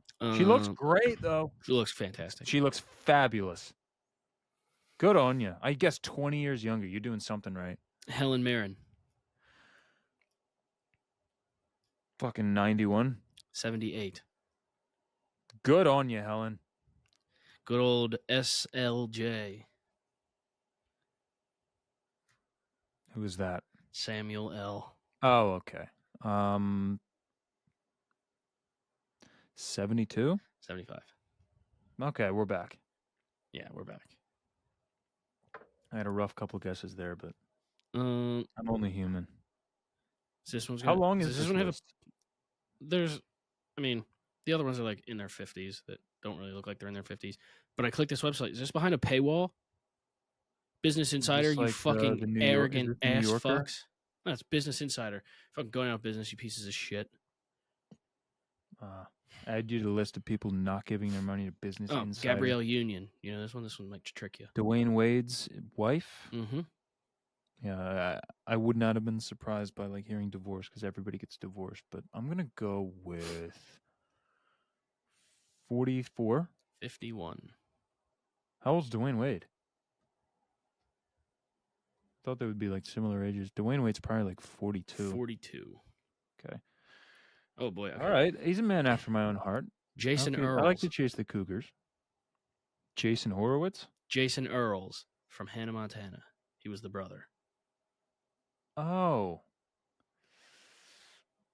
It's called a no-hitter. Remember that episode? Yeah. I'm going to go 41. Oh, my God. 46. How fucking old was he during that show then? This is like the classic. When Hannah Montana premiered, he was 1 month shy of 30. He played a 16-year-old. Don't tell Kevin Spacey. Yeah. Man, that's like Patrick the classic. Stewart. That was the classic era of hiring 30-year-olds to play teenagers, though. True. Mitchell Musso. Patrick Stewart. Patrick Stewart, I got to go like 85. 83. Fuck yeah, we're back. Natalie Dormer. Natalie Dormer, I think I know this one on the dot. 41. 42. Fuck! When was her birthday? February 11th. All right, I'm about 6 months off. Julia Louis-Dreyfus. 63? On the dot. Yes! We're so back! Tobey Maguire. Tobey Maguire got bit by a spider, but me, I must have been bit by a goat. I like that song. Okay. I think it's a good song. Big Sean, Baby Tron. I did like Houdini more, though. Okay. It had a little bit of cringe to it, but I think it was a pretty damn good song. I'm going to go 53 years old. 48. 5 years. It's not bad. It's good. I prefer Tobey Maguire be younger than my guess. Yeah. Mr. Gatsby. Or, not Mr. Gatsby, but the friend neighbor. of Mr. Gatsby. Pharrell Williams. She is a massive Kendrick Lamar fan. I should know this. I'm going to go 53. 51. I'm not mad. Happy with it. Melissa happy with Joan it. Hart. Joan Hart? Melissa Joan Hart. You're going to have to tell me who that is. Sabrina the Teenage Witch. Okay. Is it early 2000s? Yes. Give me 49. Oh, so close. 47. Fuck yeah, dude. Fuck, dude. I'm on a heater right now. This is incredible. Mark Ruffalo. Mark Ruffalo, 56. Jesus Christ. Was that on the money? On the dot. Oh, yeah. This is Andrew beautiful. Garfield. Andrew Garfield, 42. 40.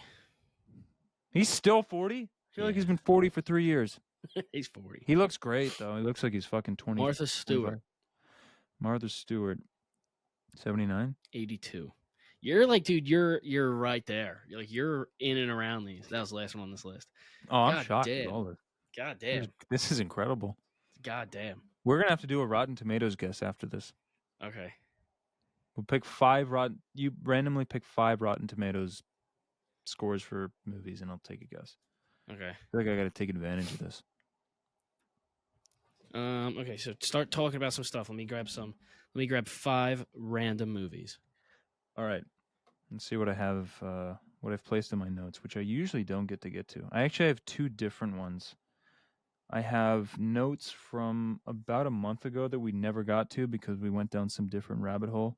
Mm-hmm. Sony buys Alamo Drafthouse. We definitely got to that. Donald Sutherland passed away. Mm-hmm. Very relatable because people just, they're dropping like flies. Blade in development hell. That hasn't changed. Nope. And being the 41st director of the film, I can tell you it's in hell right now. But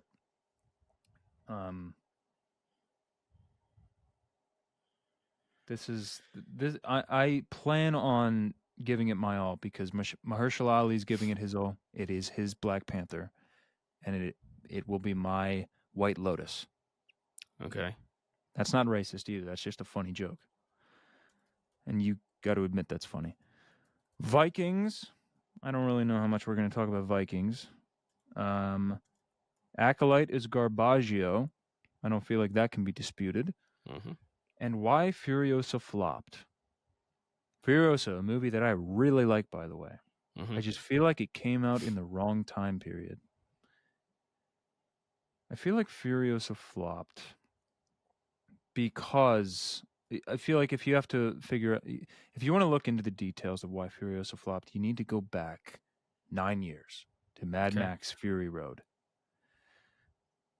People talk, you only hear people talk glowingly about Mad Max Fury Road.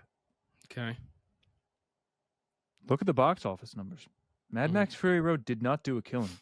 It was buried by Pitch Perfect 2. And you get a movie, a spin-off movie of Mad Max, where Mad Max does make a cameo briefly for about 3 to 5 seconds. It's a good movie. It just did not come out in the right time. They waited too long. And it's no fault of George Miller. It took forever to get funding for this movie, but I wish it made money because it is a good movie. It's not as good as Fury Road, but it is a damn good movie. But it was kind of destined to bomb, if I'm being honest. It came out too late. I hope this doesn't doom the Mad Max franchise for good. Mm-hmm. Because George Miller he was born to do 2 things. One of them is be a badass fucking Aussie, and the other is to direct Mad Max movies. And I hope he gets to keep doing that because he's fucking incredible at it. Mm-hmm. You still gathering information? I need 2 movies left. All right, 2 movies left. Let's see what else we got. So, in conclusion, just because a movie bombs doesn't mean it can't live on. I will continue vouching for The Last Duel, which bombed. One of Ridley Scott's best movies. Mm-hmm. Jodie Comer, I think if the movie made money, she probably would have been a serious threat for Best Actress. Instead, that movie never got a single Oscar nom. What a goddamn shame. Shame on you, Hollywood. For shame. And they even had the fucking gall to make a joke about it at the Oscars. They had a DVD version of The Last Duel at the Oscars. And they said, this movie, and a movie nobody saw. And you know what's really funny? I made the joke to my parents because they were watching the Oscars. I was like, oh, what is it? The Last Duel? And they turned it around and said, The Last Duel. And my parents thought I was a soothsayer. And they sent me away here to Westchester ever since. Understandable. Okay. I got it? Yeah. All right. I think got that 5 went movies. well. 5 movies. All right. 5 movies. I can't promise this will go better than the age guessing because this could be movies that I've never heard of. They could also be movies that I know exceptionally well. I don't know if you know exceptionally well. I have 5 movies here. Okay. We are going official tomato meter. We're not going audience score. Yeah. So you will give... Even though I do hold more credence in audience score for most of them, not for all of them, I would say for horror movies, I would actually tend to agree with critic score. Like the Hereditary score is way higher for critics than it is audience. A lot of modern horror movies are like that, but let's get into it. First one we have. So you will give your number. I'll give my number. What you will also then give your points. So I have to be within 5 points, say? Within 5 points, and then you have to see you have to give your certified, your fresh, rotten, or certified fresh. Okay, and then at the end of that, I will give my own rating for that movie if I have heard of it. Correct. All right, let's go. And then I will tell you what the audience score is in comparison, and the reviews, like how many number reviews for the rating number. Okay, anyway. So number 1, 101 Dalmatians. The live action. The original anime. This is live action? The live action. Oh, this makes things tough. Fuck me. Am I allowed to ask for like a release date? November 27th, 1996. Holy shit! How old is the animated Dalmatians then?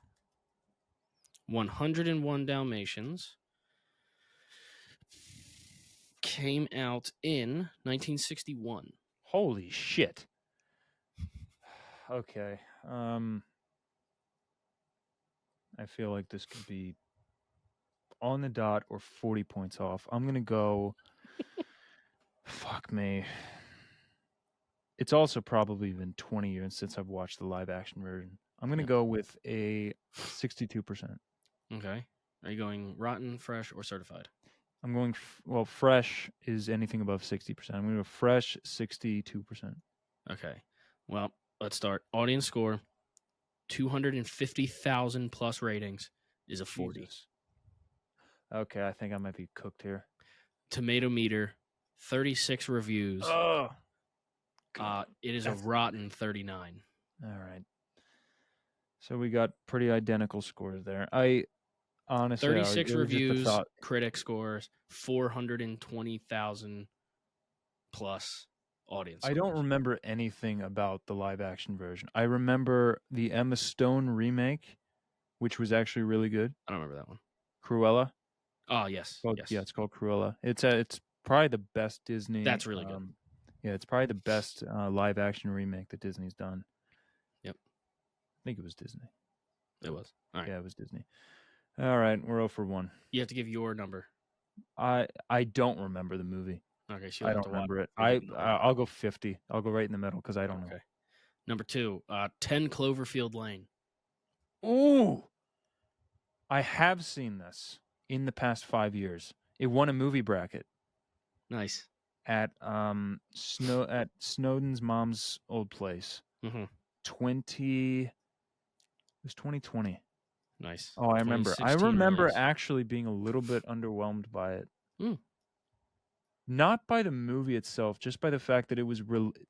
I thought it was pretentious that it was related to Cloverfield. I didn't feel like it had to be. I'm gonna go 92%. Okay. fresh, obviously. Okay. Audience score 50,000 plus ratings, 79%. Okay.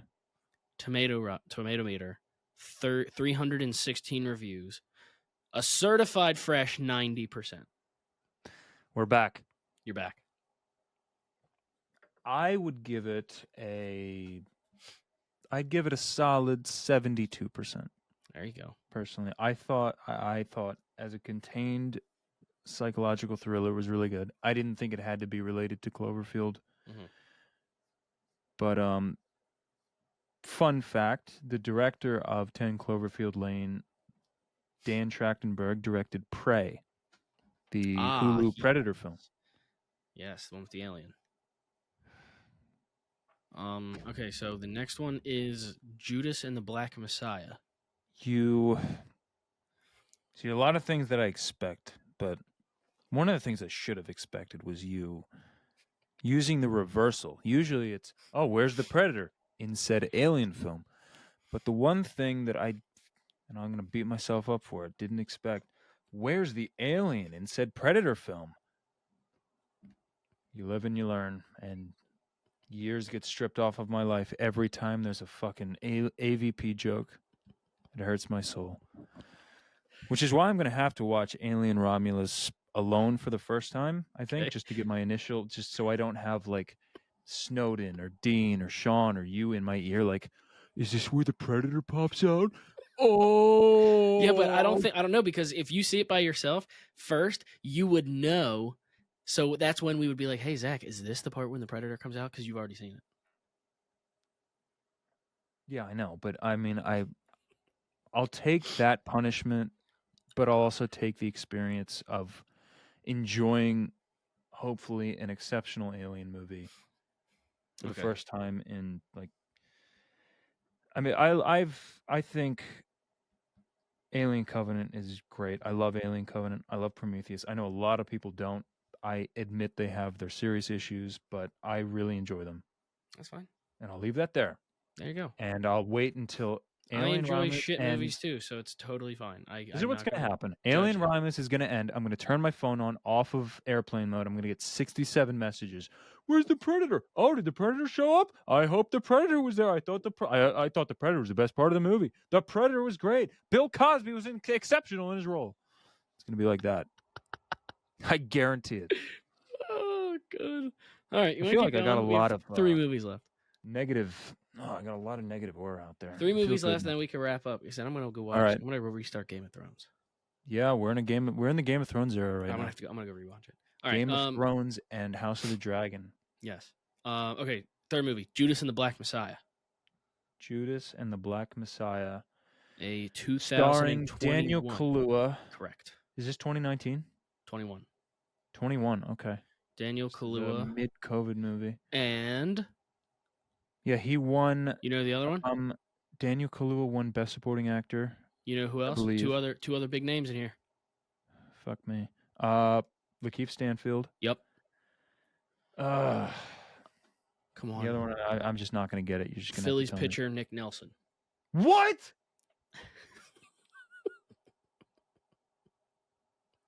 Dude starred in an Oscar-winning movie before he won a World Series. Mm-hmm. Where was he? Are you sure you're not mistaking Nick Nelson with Jesse Plemons? No, that's why I said it. I read the name Jesse Plemons. Dude, I'm too good. That's exactly why I didn't said know it. Jesse Plemons was in this movie. Yeah, that's why I said I didn't Nick know Nelson. he was in this movie. Yeah, he is. Oh my God. My cinematic expertise even frightens me sometimes. You know who directed it? No. Oh, wait, there's another one too. Martin Sheen's in it. Martin Sheen. Oh, so is Dominic Thorne. What was Martin Sheen in before this? I feel like he's J. Edgar Hoover in this. Dominic Thorne was in it. Ryan Coogler produced it. Yeah, I know. And Shaka King directed it. Yeah, Shaka King. Is it Shaka King, not Shaka Shaka? King. I don't know. I'm not good Shaka at pronunciation. King. But, yeah, I know it's a good movie. It's a great movie. I'm shocked at the fact that as soon as you said Nick Nelson, the first thing that came to my mind was Jesse Plemons. They're the same Dude, person. I You ever am seen them in a room together? no. I've never even seen Nick Nelson in a room. Mainly because he's usually just shitting the bed on the mound. Nobody wants to talk to him afterwards. Mm-hmm. That was good. my cinematic knowledge That was good. disturbs me to All a right, point. All right, so give me Judas and numbers. the Black Messiah, though, we got to get back to Mhm. the game at hand here. This is a recent movie. Yep, the Illinois Black part, the Yeah, Black Panther critically Party. acclaimed, won Oscars, or at least one Oscar. I feel like it's really high rated. I'm gonna go 93%. Audience score 500 plus, 95. Tomato Okay. meter 359. Certified fresh 96. It's within 3 points. Within 3 points. That's a win. It's a win. It's a big win. So Big win for Nick Nelson. You're 2-1. You see, initially what I thought, I was thinking of like a Nnamdi Asomugha situation. Nick Nelson is abandoning athletics for an acting career. No. Like Nnamdi Asomugha and Nick Nelson star in like Die Hard 5 or something. Nnamdi Asomugha was really good in the movie. He's a better actor than he's a Bad fucking Nurse safety. or Good Nurse or whatever it was called. Yeah, it wasn't a great movie, but he was really good. I'm glad for he him. lost his shit in one point where he raised his voice and he screams. I thought it was very good. It was a very he was emotional probably scene. thinking about like all the Eagles fans like booing him. He just lost his mind. Okay, Hotel Artemis. It sounds familiar. Jodie Foster, Sterling K. Brown, Sophia Boutella, Jeff Goldblum, Brian Tyree Henry, Jenny Slade, Zachary Quinto, Charlie Day, Dave Bautista, Kenneth Choi. All right, this feels like a 2018 release. Oh God, I'm way off.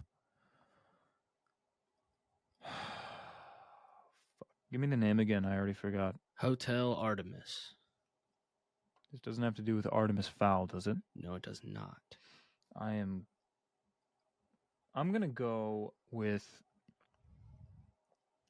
Dave Bautista's in it. Typically, former wrestlers in movies do not usually yield good review scores unless it's Denis Villeneuve. Yeah, but they're not all. I mean, they're all not Dave Bautista. That's the problem. No, but Dave Bautista is here. But he is here. But Dave Bautista, unlike all of the other ones, is actually a good actor. He is a very good actor. He was very good in Knock at the Cabin. I'm just trying to buy time. I'm good. 2018 Hotel Artemis. Directed by Drew Pearce. Again, that doesn't really help me. I'm gonna go. Who's the lead actor? Jodie Foster. Jodie Foster in a lead acting role. And Sterling K. Brown as the lead actor. I mean, Jodie Foster in a leading role now, I don't feel would be too highly rated. Especially coming off of the latest season of True Detective. I'm going to go 35%. Audience score 1,000 plus ratings, 35%. Holy shit. Tomato meter 182 reviews, rotten 57. All right. You're 2 and 2. So if we were going by audience score, I would have fucking crushed it. But you are 2 for 2 right now. Coming into this one, which I hope you get this on the money. I picked this one because I think you should get this on the money. Another 2018. Sci-fi. Mystery. Thriller. Prospect. What? What the fuck is Prospect? I don't know what that is. Prospect with Pedro Pascal. Directed by Zeke Earl. Dude, I've never heard of this. Are you kidding me? I've never heard of Prospect. I thought you were going to say Overlord. No, Prospect. I have never heard of Prospect. With Pedro Pascal. You can say that all you want. It doesn't. I thought you would have known this one. No.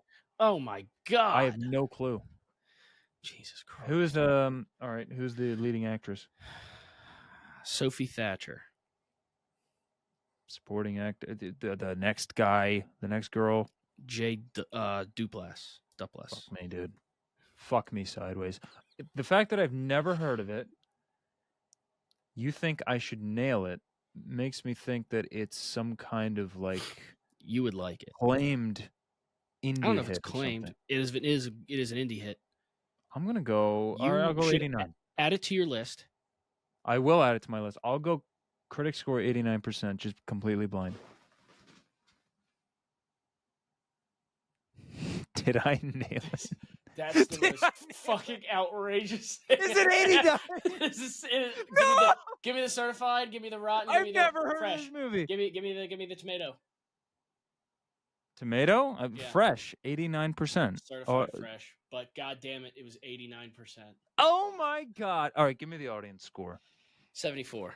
Oh, that's amazing. My deductive reasoning skills, dude. I have a college degree for a reason. I haven't used it, but that's it's outrageous, there. dude. That's amazing. That's outrageous that just happened. You look at you can look back at the audio footage. My eyes didn't leave the screen. I didn't look it up.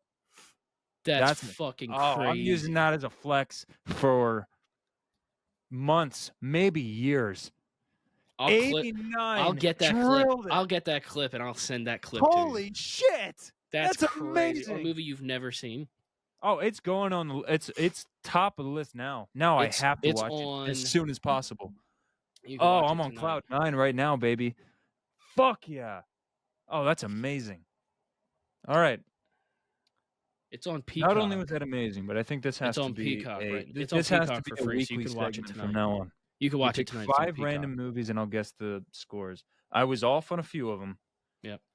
You went 3 for 2. When it comes to guessing actors' ages and directors' ages, you went 3 for 5. Pretty good. But within 5 points on 3 of 5 of them, and I think it should be a bonus point if I get the exact number. Yeah, I mean, yeah. I feel like give me like 3 points for the exact number. Yeah, that's crazy. 3 points or 2 Prospect. Prospect is on Peacock for free. You can watch it now. Shit, I don't have Peacock. You can get it on Amazon Prime. Okay, that works. For let me see how much. I don't think it's anything too crazy. I'll just rent it or something. Yeah, so like extra. Wow. You can rent it for $4, or you can buy it, or you can buy it just for $6. The fact that I now feel spiritually connected to this movie at this point. You have to watch it, and it has to be now your favorite movie of all time. You know, you should dissect. The only thing that would make this we're gonna better tease it right now because we'll do this. You watch it, and you dissect it, and next Thursday when I'm at the beach, we'll do it. It'll be probably a little later at night. You will give a full book report on this movie. I mean, I feel that's only natural at this point, and I feel like it would only be the most fitting thing would be after watching it. My honest, true from the soul score would be 8.9. That would bring this whole thing full circle. Mm-hmm. That is incredible, though. That's a bookmark moment right there. Yep. Oh, that's amazing. So what we'll do next week or next episode is we will start the show off. We may not do movie news unless anything big happens, but I will just sit back and I will just let you start to finish, talk the movie, explain the movie, everything you like from the movie, don't like from the movie, and then break it down as like a full book report. Yeah, I'll do that. And then we'll reminisce over the wonderful times that was me drilling it right on the money. Perfect. Second deck home run. Yep. Incredible. And then we'll get into, at that point, I should probably have finished Game of Thrones, maybe started House of the Dragon at that point. I will have also have watched Longlegs, which is now my second most anticipated movie of the year, right behind Alien Romulus. Oh, I thought it was going to be right behind Prospect. Well, I mean, Prospect came out in 2018. So. Yeah, but it's your second most anticipated viewing movie. I now have a spiritual connection to Prospect starring Pedro Pascal. It's only they say that life, yeah, art imitates life. Here we go. I guess this is art. That was crazy. That was unbelievable. As soon as you put your head back, I was like, did I fucking drill that? Oh, I drilled it. All right. So that's also now going to be a weekly 5. You pick 5 movies. I guess the rating. Mm-hmm. I feel like that was too electric to let go. Mm-hmm. And we'll start from this one. So I'll go back when I re-listen. I'll keep a list of movies so I don't redo ones. Yeah. So we'll do my book report on the 2018 classic Pedro Pascal classic, and then we'll get into our final thoughts on Game of Thrones, although it sounds like you're about to go back in time and restart that too. I might. Not a bad thing. I'm not doing it for the show though, so you can do your. What we could do is you could do your final. You could do your thoughts on season 7 and 8. Yeah, it would be 5, 6, 7, and 8. So this was my first half of Game of Thrones. Next week will be my second half of Game of Thrones, and then binge House of the Dragon. So then we could just start going week by week. I mean, it would. Honestly, it's probably going to take me the entire week to finish Game of Thrones, and then I'll probably just be starting or right before just beginning House of the Dragon. But even if that's the case, there's going to be plenty to talk about next week with Long Legs and the Pedro Pascal 1820 2018 classic from Pedro Pascal. And I'll be talking about Long Legs and my thoughts on that too. And we're going to be a week closer to Alien Romulus, which is whatever else comes out. Well, the week after I get back on vacation, so not next week, but the week after is Deadpool and Wolverine. Right, that comes out 20 days before Alien Romulus, so hopefully that makes most of its money before Romulus comes out, and that can have its day in the sun. Buying tickets on the 26th because it's a Friday. Yeah. So there's all that, and next week will be a week closer to Romulus, and Nosferatu, and Gladiator 2. Yep. And hopefully by the next time you hear it, the Phillies are now 63 games win, 64 games win with a 3-game set against the Oakland Athletics starting tomorrow.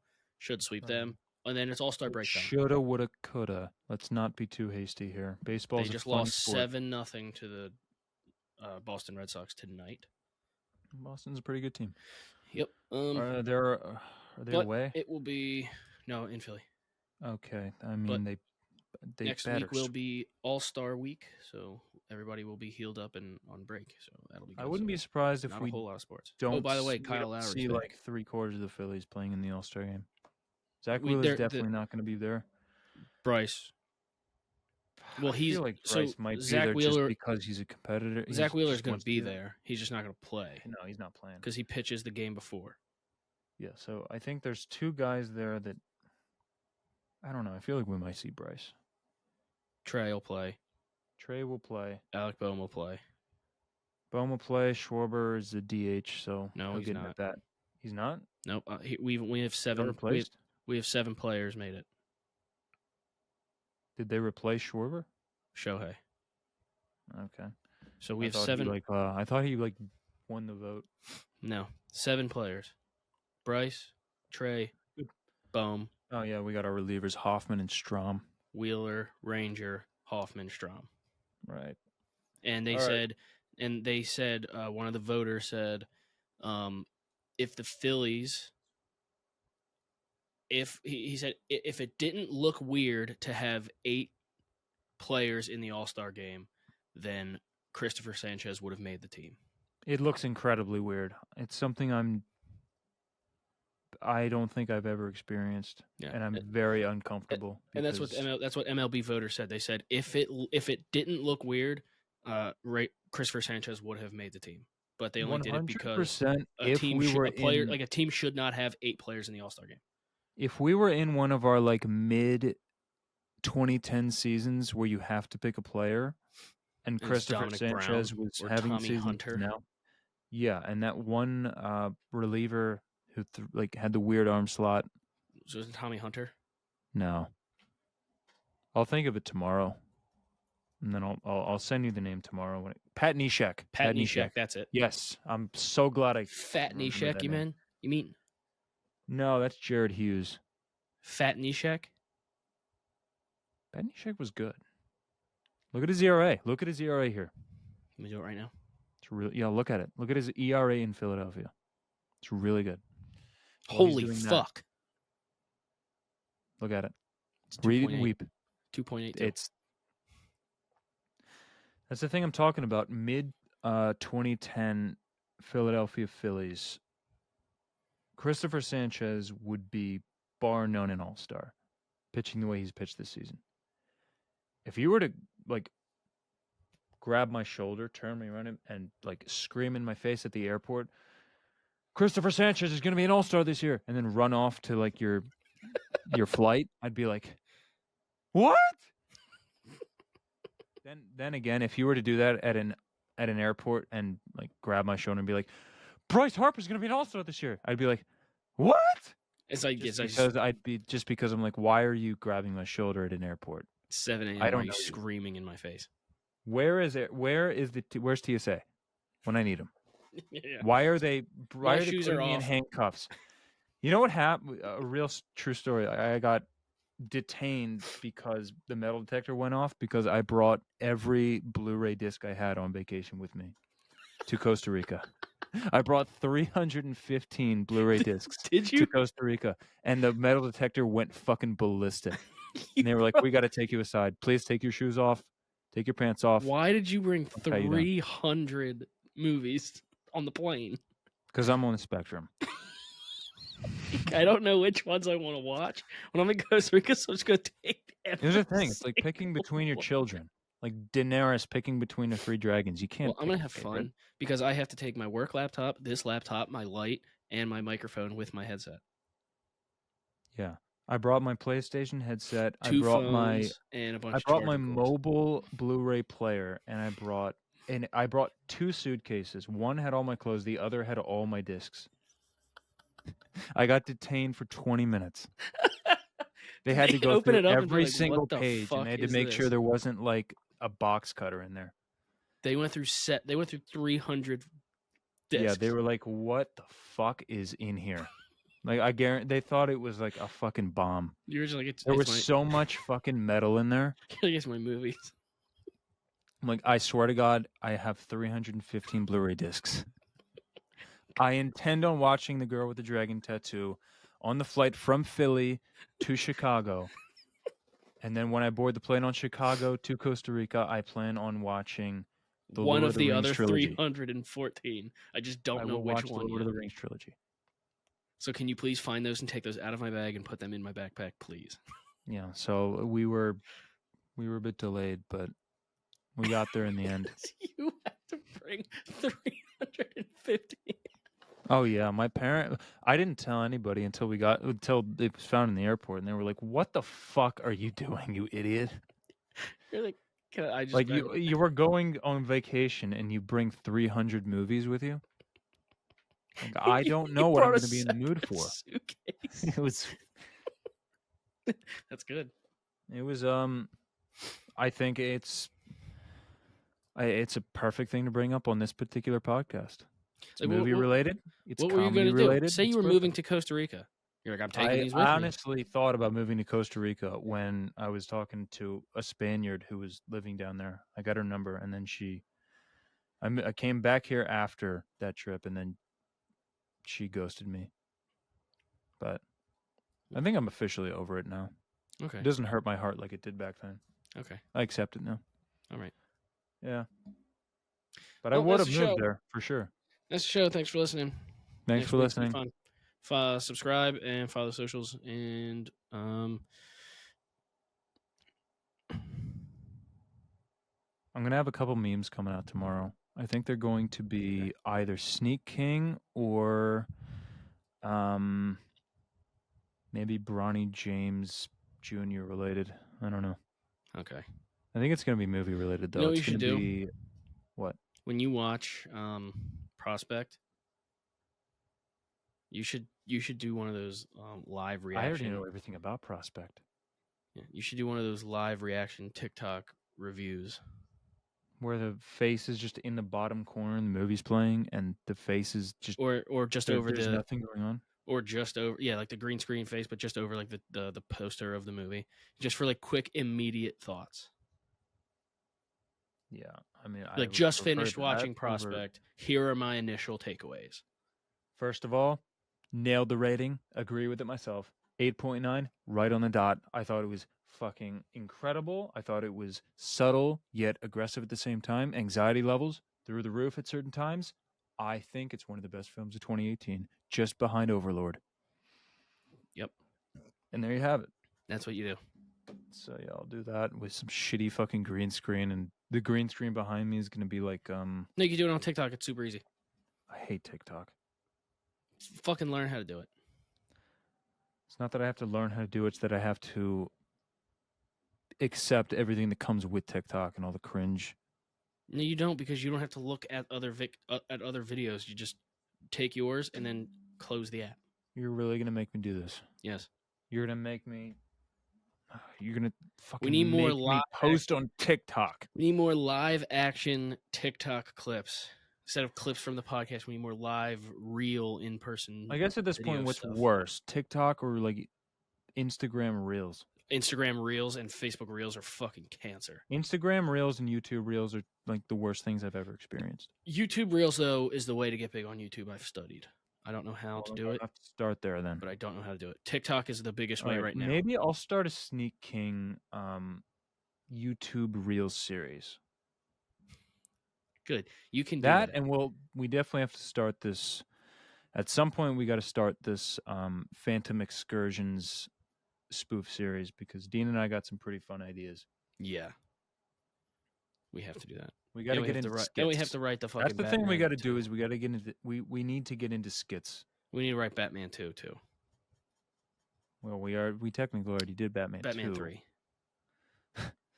The frat man. Batman goes to college. Who knows? Yeah, something like that. All right.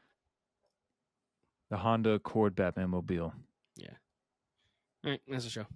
All right. Bye, y'all. Bye, y'all.